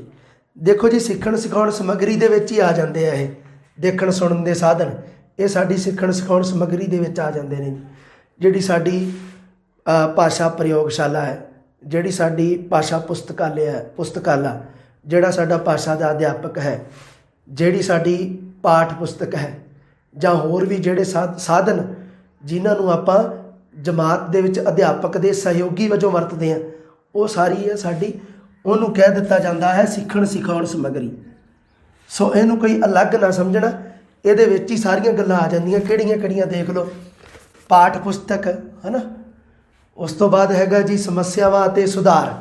ਇਹਦਾ ਟੌਪਿਕ ਦਾ ਨਾਮ ਹੈ ਪੰਜਾਬੀ ਭਾਸ਼ਾ ਅਧਿਆਪਨ ਸੰਬੰਧੀ ਵਰਤਮਾਨ ਵਿੱਚ ਆ ਰਹੀਆਂ ਸਮੱਸਿਆਵਾਂ ਅਤੇ ਸੁਧਾਰ। ਹੁਣ ਇਹਦੇ ਬਾਰੇ ਸੁਣ ਲਓ ਜੀ। ਸਮੱਸਿਆਵਾਂ ਅਤੇ ਸੁਧਾਰ ਦਾ ਮਤਲਬ ਹੈ, ਦੇਖੋ ਮੈਂ ਸ਼ਾਰਟ 'ਚ ਲਿਖਤਾ ਇਹਨੂੰ ਥੋੜ੍ਹਾ ਜਿਹਾ। ਇਹਦਾ ਮਤਲਬ ਹੈ ਕਿ ਪੰਜਾਬੀ ਭਾਸ਼ਾ ਅਧਿਆਪਨ ਸੰਬੰਧੀ ਵਰਤਮਾਨ ਦੇ ਵਿੱਚ ਆ ਰਹੀਆਂ ਸਮੱਸਿਆਵਾਂ ਅਤੇ ਉਹਨਾਂ ਨੂੰ ਸੁਧਾਰ ਕਰਨ ਵਾਸਤੇ ਕੀ ਉਪਾਅ ਕਰੀਏ ਆਪਾਂ। ਸੋ ਇਹਦੇ ਵਿੱਚ ਕੀ ਹੈ ਕਿ ਦੇਖੋ ਇਸ ਟੌਪਿਕ ਦਾ ਜਿੰਨਾ ਵੱਡਾ ਨਾਮ ਹੈ ਨਾ, ਇਹ ਟੌਪਿਕ ਉਨਾ ਹੀ ਛੋਟਾ ਹੈ। ਇਸ ਕਰਕੇ ਤੁਸੀਂ ਦੇਖਿਆ ਹੋਣਾ ਆਪਾਂ ਆਪਣੀ ਗਾਈਡ ਦੇ ਵਿੱਚ ਇਹਨੂੰ 1.5 ਪੇਜ ਦੇ ਵਿੱਚ ਹੀ ਨਿਪਟਾਤਾ ਹੈ। ਅਤੇ ਤੁਸੀਂ ਇਹ ਵੀ ਗੱਲ ਨੋਟ ਕਰ ਲਿਓ, 1.5 ਪੇਜ 'ਚੋਂ ਪ੍ਰਸ਼ਨ ਹੋਣਾ। ਇਹ ਗੱਲ ਤੁਸੀਂ ਥੋੜ੍ਹੀ ਜਿਹੀ ਧਿਆਨ ਵਿੱਚ ਰੱਖਣੀ ਹੈ। ਉਹਦੇ ਨਾਮ 'ਤੇ ਨਹੀਂ ਜਾਣਾ ਟੌਪਿਕ ਦੇ, ਉਹਦੇ ਵਿੱਚੋਂ ਕਨਸੈਪਟ ਹੈ ਜਿਹੜੇ ਮੇਨ ਗੱਲਾਂ ਉਹ ਮੈਂ ਤੁਹਾਨੂੰ ਲਿਖ ਕੇ ਕਲੀਅਰ ਕਰਤੀਆਂ ਸੀ। ਇਹਨਾਂ ਦੇ ਉੱਪਰ ਜੇ ਤੁਸੀਂ ਆਖੋਗੇ ਤਾਂ ਆਪਾਂ ਜਦੋਂ ਵੀ ਸਮਾਂ ਲੱਗਾ ਆਪਾਂ ਇਹ 'ਤੇ ਇੱਕ ਕਲਾਸ ਬਣਾ ਲਾਂਗੇ। ਇਹ ਕਾਮਨ ਟੌਪਿਕ ਹੈ ਸਾਰਿਆਂ ਦਾ, ਪੰਜਾਬੀ ਭਾਸ਼ਾ ਅਧਿਆਪਨ ਸੰਬੰਧੀ ਵਰਤਮਾਨ ਵਿੱਚ ਆ ਰਹੀਆਂ ਸਮੱਸਿਆਵਾਂ ਅਤੇ ਉਹਨਾਂ ਦੇ ਸੁਧਾਰ ਲਈ ਕੀ ਉਪਾਅ ਕਰੀਏ ਆਪਾਂ। ਉਸ ਤੋਂ ਬਾਅਦ ਜੀ ਮੁਲਾਂਕਣ ਅਤੇ CC, ਇਹ ਤਾਂ ਤੁਸੀਂ ਪੜ੍ਹਿਆ ਹੀ ਬਹੁਤ ਹੈ ਨਾ। ਤੁਸੀਂ ਜਿੱਥੇ ਵੀ ਜਾਂਦੇ ਹੋ ਮੁਲਾਂਕਣ ਹੀ ਪੜ੍ਹੀ ਜਾਂਦੇ ਹੋ। ਤੁਸੀਂ SST ਵਾਲੇ ਹੋ ਤਾਂ ਮੁਲਾਂਕਣ ਪੜ੍ਹੀ ਜਾਂਦੇ ਹੋ ਤੁਸੀਂ, ਹੈ ਨਾ। ਚਾਹੇ ਤੁਸੀਂ ਮੈਥ ਵਾਲੇ ਹੋ ਤਾਂ ਮੁਲਾਂਕਣ ਪੜ੍ਹੀ ਜਾਂਦੇ ਹੋ। ਜੇ ਤੁਸੀਂ ਇੰਗਲਿਸ਼ ਹੈ ਤੁਹਾਡੀ ਲੈਂਗੁਏਜ ਕੋਈ ਜਾਂ ਹਿੰਦੀ ਹੈ ਤੁਸੀਂ ਤਾਂ ਮੁਲਾਂਕਣ ਪੜ੍ਹੀ ਜਾਂਦੇ ਹੋ। ਅਤੇ ਨਾਲ CC ਕੰਪਰਹੈਂਸਿਵ ਐਂਡ ਕੰਟੀਨਿਊਸ ਇਵੈਲੂਏਸ਼ਨ, ਨਿਰੰਤਰ ਅਤੇ ਵਿਆਪਕ ਮੁਲਾਂਕਣ, ਇਹ ਦੋਨੋਂ। ਉਸ ਤੋਂ ਬਾਅਦ ਦੇਖਣ ਸੁਣਨ ਸਾਧਨਾਂ ਦੇ ਅਰਥ, ਵੇਰਵਾ ਅਤੇ ਵਰਤੋਂ ਦੇ ਸਿਧਾਂਤ। ਇਹ ਟੌਪਿਕ ਇੱਕੋ ਹੀ ਹੈ, ਇਹਦਾ ਨਾਮ। ਦੇਖਣ ਸੁਣਨ ਸਾਧਨਾਂ ਦੇ ਅਰਥ, ਵੇਰਵਾ ਅਤੇ ਵਰਤੋਂ ਦੇ ਸਿਧਾਂਤ।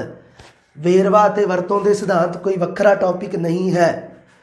ਵੇਖਣ ਸੁਣਨ ਸਾਧਨਾਂ ਦੇ ਅਰਥ, ਵੇਰਵਾ ਅਤੇ ਵਰਤੋਂ ਦੇ ਸਿਧਾਂਤ।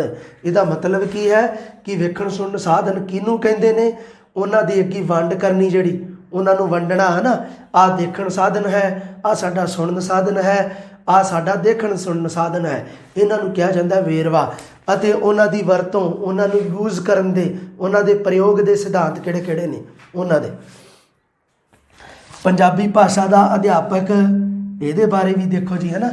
ਪੰਜਾਬੀ ਭਾਸ਼ਾ ਦੇ ਅਧਿਆਪਕ, ਇਹ ਸਾਡਾ ਹੈਗਾ ਕਾਮਨ ਟੌਪਿਕ ਹੈ ਸਾਡਾ। ਸਿੱਖਣ ਸਿਖਾਉਣ ਸਮੱਗਰੀ ਦੇ ਵਿੱਚ ਹੀ ਆਉਂਦਾ ਹੈ ਜੀ। ਪੁਸਤਕਾਲਾ ਸਾਡਾ ਜਿਹੜਾ ਹੈ, ਲਾਇਬ੍ਰੇਰੀ, ਭਾਸ਼ਾ ਪ੍ਰਯੋਗਸ਼ਾਲਾ ਜਿਹੜੀ ਸਾਡੀ, ਅਤੇ ਇਹ ਉਸ ਤੋਂ ਬਾਅਦ ਹੈ ਜੀ ਮਾਤ ਭਾਸ਼ਾ। ਹੁਣ ਦੇਖੋ ਜੀ, ਜਿਹੜਾ ਪੰਜਾਬੀ ਭਾਸ਼ਾ ਦੇ ਅਧਿਆਪਕ ਦੀ ਜੇਕਰ ਆਪਾਂ ਗੱਲ ਕਰੀਏ ਤਾਂ ਉਹਦੇ ਕੁਝ ਵਿਸ਼ੇਸ਼ ਜ਼ਰੂਰੀ ਗੁਣ ਹੁੰਦੇ ਹਨ। ਕੁਝ ਪੰਜਾਬੀ ਭਾਸ਼ਾ ਅਧਿਆਪਕ ਦੇ ਬਾਹਰੀ ਗੁਣ ਹੁੰਦੇ ਹਨ, ਕੁਝ ਅੰਦਰੂਨੀ ਗੁਣ ਹੁੰਦੇ ਹਨ। ਬਾਹਰੀ ਗੁਣਾਂ ਦੇ ਵਿੱਚ ਜਿਵੇਂ ਕਿ ਉਹਦੀ ਡੀਲ ਡੋਲ, ਅਧਿਆਪਕ ਦਾ ਪਹਿਰਾਵਾ, ਉਹਦਾ ਮਤਲਬ ਕੀ ਹੈ ਕਿ ਉਹ ਕਿੰਨਾ ਕੁ ਮਤਲਬ ਵੀ ਜਿਹਨੂੰ ਕਹਿ ਦਿੰਦੇ ਹਾਂ ਡਾਊਨ ਟੂ ਅਰਥ ਕਹਿ ਦਿੰਦੇ ਹਾਂ ਆਪਾਂ, ਹੈ ਨਾ, ਵੀ ਕਿੰਨੀ ਕੁ ਸ਼ਕੀਨੀ ਲਾਉਂਦਾ, ਕਿਤੇ ਅਧਿਆਪਕ ਸੁਰਖੀ ਬਿੰਦੀ ਤਾਂ ਨਹੀਂ ਲਾ ਕੇ ਆਉਂਦਾ। ਇਹ ਗੱਲਾਂ ਜਿਹੜੀਆਂ ਇਹ ਸਾਰੀਆਂ ਬਾਹਰੀ ਗੁਣਾਂ ਦੇ ਵਿੱਚ ਆ ਜਾਂਦੀਆਂ। ਅਧਿਆਪਕ ਸੁਰਖੀ ਬਿੰਦੀ ਦਾ ਮਤਲਬ ਵੀ ਅਧਿਆਪਿਕਾ। ਇਹ ਜਿਹੜੀਆਂ ਸਾਡੀਆਂ ਗੱਲਾਂ ਇਹ ਆ ਜਾਂਦੇ ਬਾਹਰੀ ਗੁਣ। ਅੰਦਰੂਨੀ ਗੁਣ, ਕਲਾਸ ਨੂੰ ਕਿਵੇਂ ਮੇਨਟੇਨ ਕਰਦਾ ਹੈ, ਬੱਚਿਆਂ ਪ੍ਰਤੀ ਉਹਦਾ ਵਿਵਹਾਰ ਕੀ ਹੈ ਨਾ, ਬੱਚਿਆਂ ਨਾਲ ਕਿੰਨਾ ਕੁ ਸੰਪਰਕ ਹੈ ਉਸਦਾ। ਇਹ ਸਾਰੀਆਂ ਗੱਲਾਂ ਅੰਦਰੂਨੀ ਦੇ ਵਿੱਚ ਆ ਜਾਂਦੀਆਂ। ਉਸ ਤੋਂ ਬਾਅਦ ਦੇਖੋ ਜੀ ਪੁਸਤਕਾਲਾ, ਹੈ ਨਾ। ਪੁਸਤਕਾਲਾ ਦਾ ਕੀ ਮਹੱਤਵ ਹੈ ਨਾ। ਜਿਹੜੀ ਸਾਡੀ ਸਥੂਲ ਰੀਡਿੰਗ ਆਪਾਂ ਕਹਿ ਦਿੰਦੇ ਹਾਂ, ਜਿਹੜੀ ਸਥੂਲ ਪੜ੍ਹਾਈ ਹੈ, ਉਹ ਸਾਨੂੰ ਉਹ ਮਤਲਬ ਕੀ ਹੈ, ਸਾਨੂੰ ਪੁਸਤਕਾਲਾ ਦੇ ਨਾਲ, ਲਾਇਬ੍ਰੇਰੀ ਦੇ ਨਾਲ ਜੋੜਦੀ ਹੈ ਨਾ। ਉਸ ਤੋਂ ਬਾਅਦ ਹੈ ਜੀ ਸਾਡੀ ਭਾਸ਼ਾ ਪ੍ਰਯੋਗਸ਼ਾਲਾ, ਜਿਹੜਾ ਇੱਕ ਨਵੀਨ ਪ੍ਰਯੋਗ ਹੈ, ਆਧੁਨਿਕ ਹੈ ਜਿਹੜਾ, ਹੈ ਨਾ। ਭਾਸ਼ਾ ਦੀ ਕਾਰਜਸ਼ਾਲਾ, ਪ੍ਰਸ਼ਨ ਆਇਆ ਵਾ ਸੀਗਾ ਕਿ ਭਾਸ਼ਾ ਪ੍ਰਯੋਗਸ਼ਾਲਾ, ਭਾਸ਼ਾ ਦੀ ਕਾਰਜਸ਼ਾਲਾ ਕਿਸ ਨੂੰ ਕਿਹਾ ਜਾਂਦਾ ਹੈ। ਉਹਦਾ ਆਨਸਰ ਸੀ ਭਾਸ਼ਾ ਪ੍ਰਯੋਗਸ਼ਾਲਾ। ਉਸ ਤੋਂ ਬਾਅਦ ਹੈ ਜੀ ਮਾਤ ਭਾਸ਼ਾ। ਦੇਖੋ ਜੀ ਇਹ ਟੌਪਿਕ ਹੈ ਨਾ ਜਿਹੜਾ ਮਾਤ ਭਾਸ਼ਾ, ਤੁਸੀਂ ਦੇਖਿਆ ਹੋਣਾ ਵੀ ਇਹ ਕਿਤੇ ਨਹੀਂ ਦੇ ਰੱਖਿਆ ਹੋਣਾ। ਮੇਰੇ ਹਿਸਾਬ ਨਾਲ ਮੈਨੂੰ ਨਹੀਂ ਲੱਗਦਾ ਵੀ ਇਹ ਕਿਤੇ ਦੇ ਰੱਖਿਆ, ਹੈ ਨਾ। ਪਰ ਇਹਦੇ ਵਿੱਚੋਂ ਪ੍ਰਸ਼ਨ ਪੁੱਛ ਲਿਆ ਜਾਂਦਾ ਹੈ। ਇਹ ਹੈਗਾ ਜੀ ਇਨਡਾਇਰੈਕਟ ਰੂਪ ਨਾਲ ਪ੍ਰਸ਼ਨ ਪੁੱਛਣਾ ਇਹਦੇ ਵਿੱਚੋਂ, ਅਤੇ ਤੁਸੀਂ ਇਨਕਾਰ ਨਹੀਂ ਕਰ ਸਕਦੇ ਇਸ ਗੱਲ ਤੋਂ ਜੀ, ਹੈ ਨਾ। ਇਹ ਹੈ ਜਿਹੜੀ ਐਗਜ਼ਾਮੀਨਰ ਦੀ ਬੇਵਫਾਈ ਹੈ, ਇਹ ਤੁਹਾਨੂੰ ਸਹਿਣ ਕਰਨੀ ਪੈਣੀ ਹੈ। ਕੁਝ ਟੌਪਿਕ ਐਸੇ ਹਨ, ਇਹਨਾਂ ਦੇ ਵਿੱਚ ਤੁਸੀਂ ਭ੍ਰਮ ਨਹੀਂ ਕਰਨਾ, ਆਪਣੇ ਆਪ ਨੂੰ ਭ੍ਰਮਿਤ ਨਹੀਂ ਕਰਨਾ ਗਾ, ਹੈ ਨਾ। ਇਹ ਥੋੜ੍ਹਾ ਜਿਹਾ ਤੁਸੀਂ ਧਿਆਨ ਦੇ ਵਿੱਚ ਰੱਖਣੀ ਹੈ ਜੀ। ਇਹ ਆ ਸਾਡੇ ਕਾਮਨ ਟੌਪਿਕ ਹੈ ਸਾਡੇ। ਦੇਖ ਲਓ ਕਿਹੜੇ ਕਿਹੜੇ ਆ, ਹੈ ਨਾ। ਇੱਕ ਵਾਰਤਕ ਪਹਿਰਾ ਸਾਰਿਆਂ ਦੇ ਕਾਮਨ ਹੈ ਸਾਡੇ, ਚਾਹੇ ਆਪਣਾ ਲੈਵਲ ਫਸਟ ਹੈ ਚਾਹੇ ਸੈਕਿੰਡ ਹੈ, ਲੈਂਗੁਏਜ ਸਾਡੀ ਕੋਈ ਵੀ ਹੈ, ਪਹਿਲਾ ਜਿਹੜਾ ਵਾਰਤਕ ਪਹਿਰਾ ਹੋਊਗਾ ਉਹ ਕਾਮਨ ਹੋਊਗਾ। ਅੱਛਾ, ਹੁਣ ਇੱਕ ਹੋਰ ਗੱਲ ਕਲੀਅਰ ਕਰ ਦਈਏ ਜੀ ਆਪਾਂ। ਇੱਥੇ ਮੈਂ ਲਿਖਿਆ ਹੋਣਾ ਹੈ ਲਕੀਰੇ ਸ਼ਬਦਾਂ ਦੇ ਅਰਥ ਸਪਸ਼ਟ ਕਰਨੇ। ਇਹਦਾ ਬੜਾ ਆ ਰਿਹਾ ਵੀ ਸਰ ਇਹ ਕਿਹੜੇ ਹੁੰਦੇ ਆ। ਦੇਖੋ ਜੀ, ਲਕੀਰੇ ਸ਼ਬਦਾਂ ਦਾ ਮਤਲਬ ਹੁੰਦਾ ਕਿ ਸ਼ਬਦ ਦੇ ਥੱਲੇ ਲਕੀਰ ਮਾਰ ਦੇਣੀ। ਸਮਾਨਾਰਥਕ, ਇਸ ਸ਼ਬਦ ਦਾ ਅਰਥ ਦੱਸੋ ਜਾਂ ਇਸ ਸ਼ਬਦ ਦਾ ਵਿਰੋਧੀ ਸ਼ਬਦ ਦੱਸੋ, ਇਸ ਤਰ੍ਹਾਂ ਕਰਕੇ ਪ੍ਰਸ਼ਨ ਪੁੱਛਿਆ ਜਾਣਾ। ਲਕੀਰੇ ਸ਼ਬਦਾਂ ਦੇ ਅਰਥ ਇਹਨੂੰ ਕਿਹਾ ਜਾਂਦਾ ਹੈ। ਇਹ ਗੱਲ ਤੁਸੀਂ ਥੋੜ੍ਹੀ ਜਿਹੀ ਹੋਰ ਧਿਆਨ ਦੇ ਵਿੱਚ ਰੱਖਣੀ ਹੈ ਨਾ। ਬੱਚੇ ਵਾਰ-ਵਾਰ ਮੈਸੇਜ ਕਰਦੇ ਆ ਕਿ ਸਰ ਲਕੀਰੇ ਸ਼ਬਦ ਇਹ ਕਿਹੜਾ ਟੌਪਿਕ ਆ ਗਿਆ, ਹੈ ਨਾ। ਇਹ ਵੀ ਤੁਸੀਂ ਥੋੜ੍ਹਾ ਜਿਹਾ ਖਿਆਲ ਦੇ ਵਿੱਚ ਰੱਖਣੀ ਹੈ ਗੱਲ।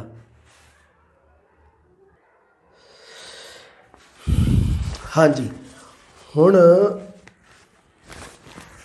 ਲੈਵਲ ਫਸਟ ਅਤੇ ਭਾਸ਼ਾ ਫਸਟ, ਜਿਨ੍ਹਾਂ ਦਾ ਲੈਵਲ ਫਸਟ ਹੈ ਅਤੇ ਜਿਨ੍ਹਾਂ ਨੇ ਪੰਜਾਬੀ ਨੂੰ ਫਸਟ ਲੈਂਗੁਏਜ ਚੂਜ਼ ਕੀਤਾ, ਉਹਨਾਂ ਵਾਸਤੇ ਦੇਖੋ ਜੀ ਅਲੱਗ ਕੀ ਹੈ।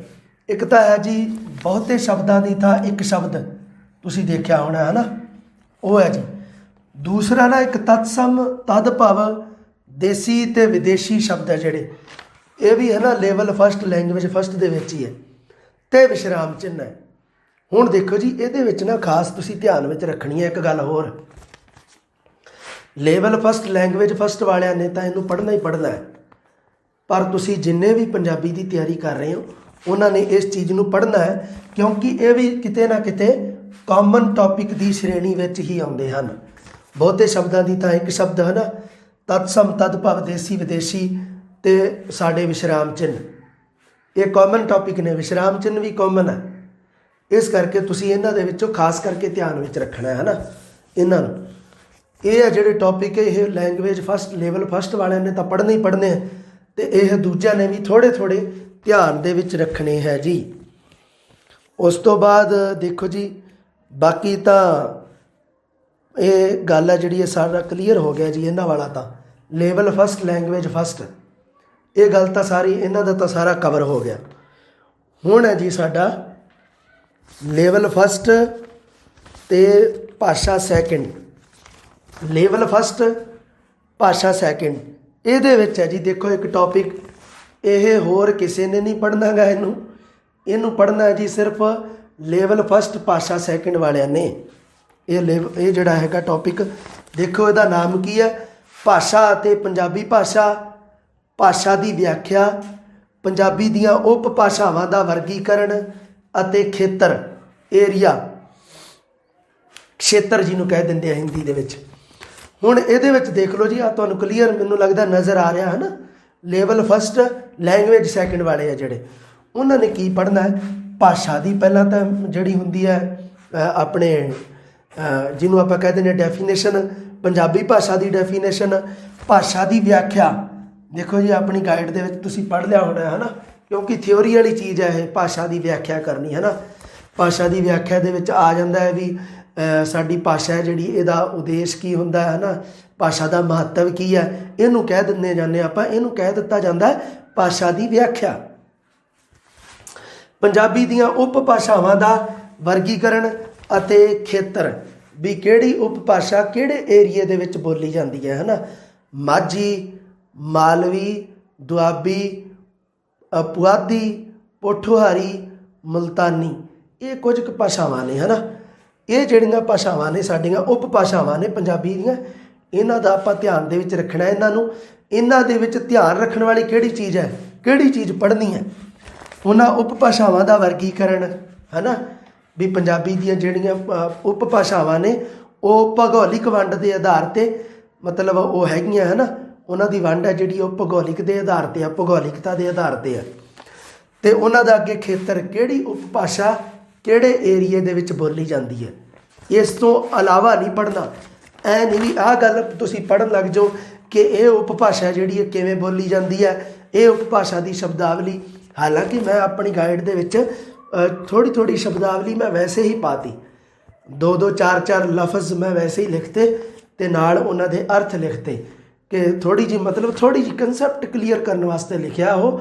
ਅਦਰਵਾਈਜ਼ ਹੋਰ ਉਸ ਦਾ ਕੋਈ ਤੁਹਾਨੂੰ ਐਵੇਂ ਨਹੀਂ ਗਾ ਕਿ ਕੋਈ ਮਹੱਤਵ ਨਹੀਂ ਗਾ, ਮਤਲਬ ਉਸ ਚੀਜ਼ ਦਾ ਕਿਤੇ ਨਾ ਕਿਤੇ ਸਿਰਫ ਮਹੱਤਵ ਕਿਹੜੀ ਗੱਲ ਦਾ ਕਿ ਉਹਦੇ ਨਾਲ ਤੁਹਾਡਾ ਕੰਸੈਪਟ ਕਲੀਅਰ ਹੋ ਜਾਊਗਾ, ਬਸ ਇੰਨੀ ਗੱਲ ਹੀ ਹੈ।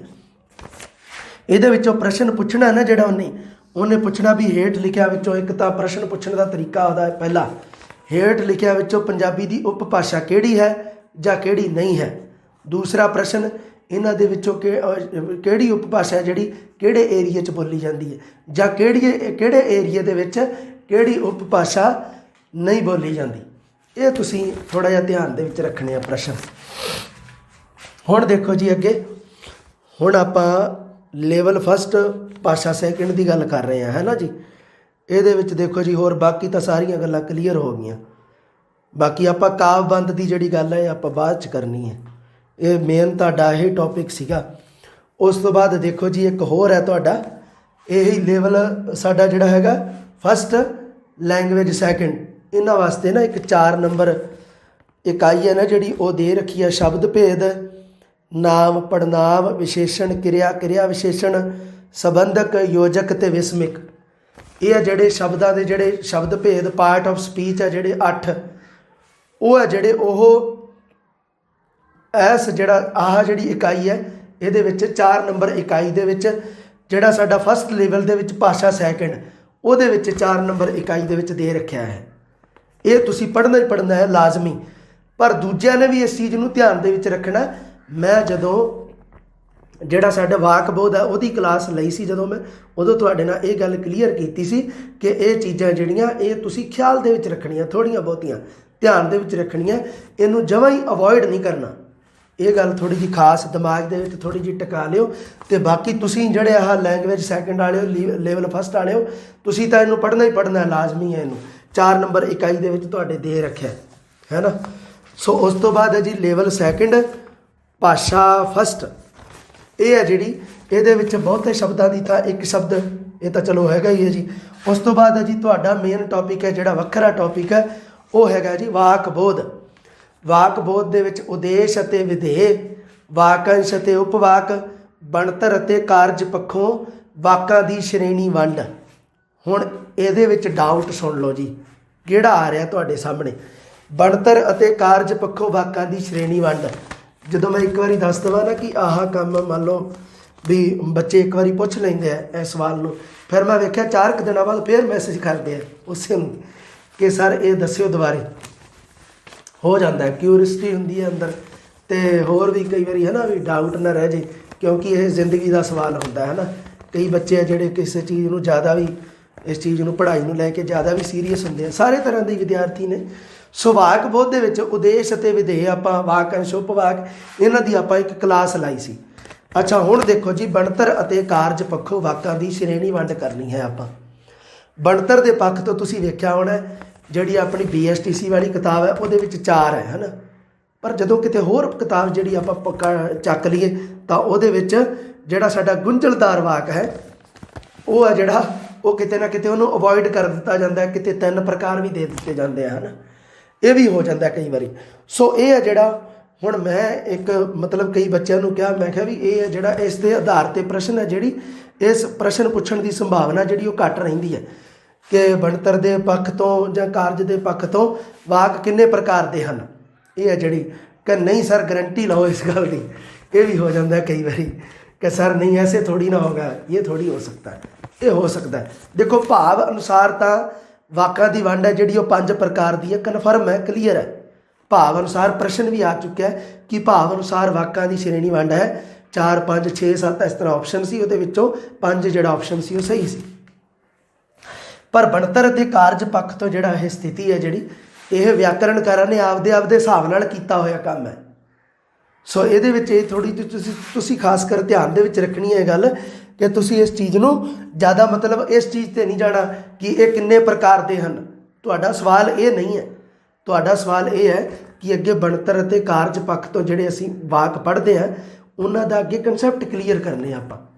ਉਹ ਇਸ ਤਰ੍ਹਾਂ ਪੁੱਛ ਸਕਦਾ ਪ੍ਰਸ਼ਨ, ਇਹਦੇ ਵਿੱਚ ਬਣਤਰ ਅਤੇ ਕਾਰਜ ਪੱਖ ਤੋਂ ਜੇ ਉਹਨੇ ਪ੍ਰਸ਼ਨ ਪੁੱਛਣਾ ਹੋਵੇ ਤਾਂ ਉਹ ਕੀ ਕਰੇਗਾ ਕਿ ਹੇਠ ਲਿਖਿਆਂ ਵਿੱਚੋਂ ਬਣਤਰ ਅਨੁਸਾਰ ਵਾਕ ਨਹੀਂ ਹੈ। ਬਣਤਰ ਅਨੁਸਾਰ ਕਿਹੜਾ ਵਾਕ ਹੈ ਜਿਹੜਾ ਉਹ ਬਣਤਰ ਅਨੁਸਾਰ ਸ਼੍ਰੇਣੀ ਦੇ ਵਿੱਚ ਨਹੀਂ ਆਉਂਦਾ।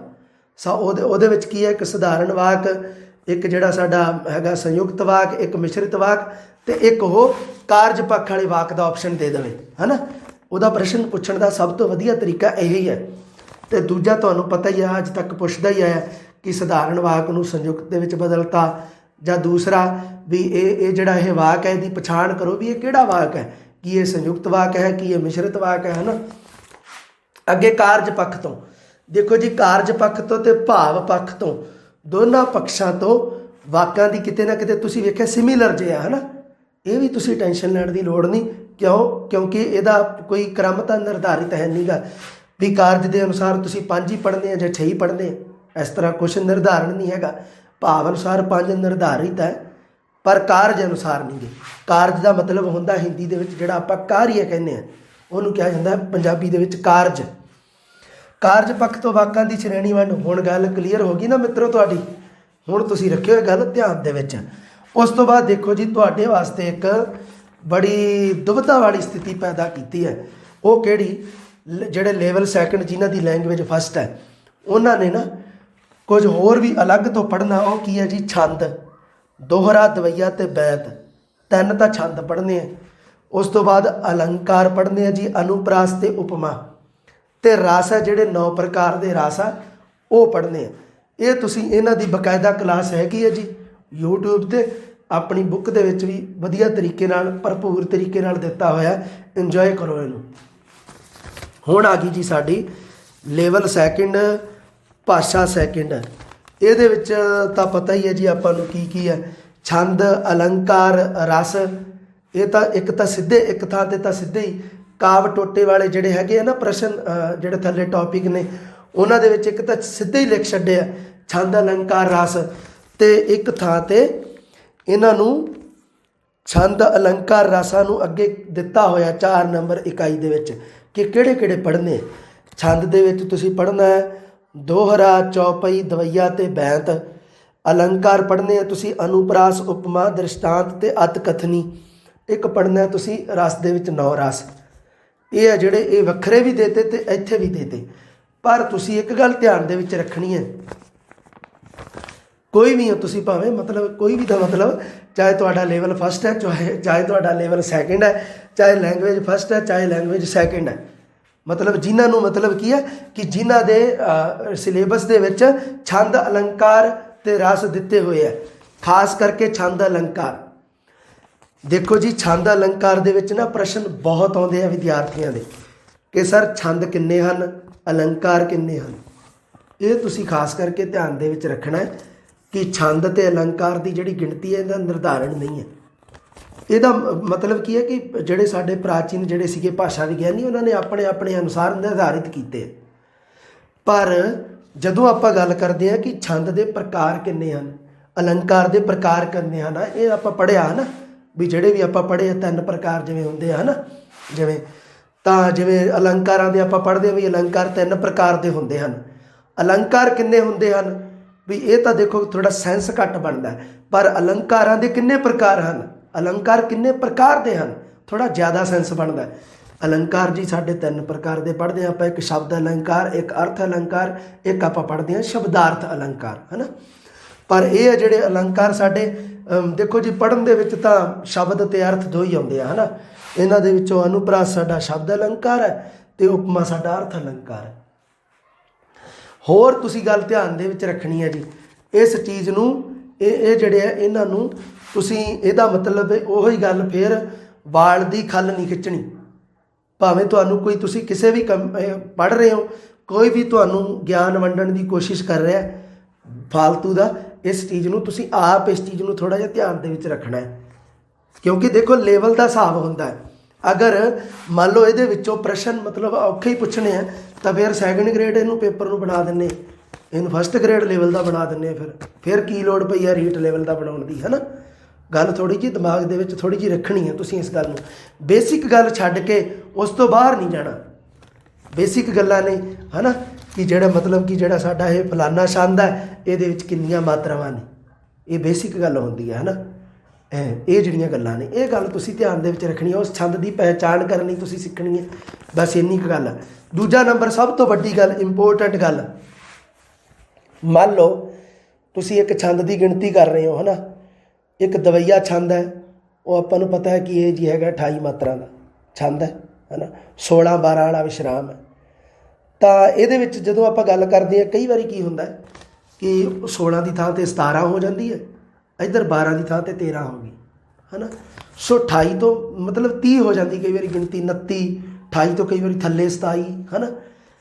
ਪਰ ਉਹਦੇ ਵਿੱਚ ਦੇਖੋ ਤੁਸੀਂ 28 ਮਾਤਰਾ ਵਾਲਾ ਛੰਦ ਕਿੰਨੇ ਪੜ੍ਹੇ ਆ? ਇੱਕ ਹੀ ਪੜ੍ਹਿਆ ਨਾ, ਕਿਹੜਾ? ਦਵਈਆ ਛੰਦ। ਦੂਜਾ ਕੋਈ ਛੰਦ ਨਹੀਂ ਨਾ, ਕੋਈ ਐ ਤਾਂ ਹੈ ਨਹੀਂ ਵੀ ਤੁਸੀਂ 28 ਮਾਤਰਾ ਵਾਲਾ ਦਵਈਆ ਪੜ੍ਹਿਆ ਅਤੇ 27 ਵਾਲਾ ਵੀ ਇੱਕ ਪੜ੍ਹਿਆ, ਇੱਕ 29 ਮਾਤਰਾਵਾਂ ਦਾ ਛੰਦ ਤੁਸੀਂ ਇੱਕ ਉਹ ਵੀ ਪੜ੍ਹ ਰੱਖਿਆ, ਉਹ ਆਪਸ ਦੇ ਵਿੱਚ ਕਲੈਸ਼ ਹੋ ਗਏ। ਐਵੇਂ ਤਾਂ ਨਹੀਂ ਗਾ ਨਾ ਵੀ ਮੰਨ ਲਓ ਜੇ 29 ਮਾਤਰਾ ਹੋ ਗਈਆਂ ਉਹਦੀਆਂ ਅਤੇ ਉਹਦਾ ਨਾਮ ਹੋਰ ਬਦਲ ਜੂਗਾ, ਨਹੀਂ। ਮਾਤਰਾਵਾਂ ਦਾ 1 ਜਾਂ 2 ਮਾਤਰਾਵਾਂ ਦਾ ਵਾਧਾ ਘਾਟਾ ਹੋ ਜਾਂਦਾ, ਹੈ ਨਾ। ਕਿਉਂਕਿ ਜਿਹੜਾ ਕਵੀ ਹੈ ਉਹ ਆਪਣੀ ਗੱਲ ਨੂੰ ਕਹਿਣ ਵਾਸਤੇ, ਗੱਲ ਦਾ ਪ੍ਰਭਾਵ ਕਾਇਮ ਕਰਨ ਵਾਸਤੇ ਕਈ ਵਾਰੀ ਇੱਕ ਐਸੇ ਸ਼ਬਦ ਦੀ ਵਰਤੋਂ ਕਰ ਦਿੰਦਾ ਹੈ ਜਿਹਦੇ ਨਾਲ ਉਹ ਜਿਹੜੀ ਕਵਿਤਾ ਹੈ, ਉਹ ਜਿਹੜਾ ਮਤਲਬ ਸਤਰ ਹੈ, ਜਿਹੜੀ ਲਾਈਨ ਹੈ, ਉਹ ਛੰਦਾਬੰਦੀ ਤੋਂ ਥੋੜ੍ਹੀ ਜਿਹੀ ਵਿਰੁੱਧ ਹੋ ਜਾਂਦੀ ਹੈ, ਥੋੜ੍ਹੀ ਜਿਹੀ ਉਲਟ ਹੋ ਜਾਂਦੀ ਹੈ, ਛੰਦਾਬੰਦੀ ਦੀ ਸੀਮਾ ਨੂੰ ਪਾਰ ਕਰ ਜਾਂਦੀ ਹੈ। ਇਸ ਸਥਿਤੀ ਦੇ ਵਿੱਚ ਐਵੇਂ ਨਹੀਂ ਵੀ ਮੱਥੇ 'ਤੇ ਹੱਥ ਧਰ ਕੇ ਬਹਿ ਜਾਓ ਵੀ ਹਾਏ ਇਹ ਤਾਂ ਪੂਰੇ ਨਹੀਂ ਆਉਂਦੇ।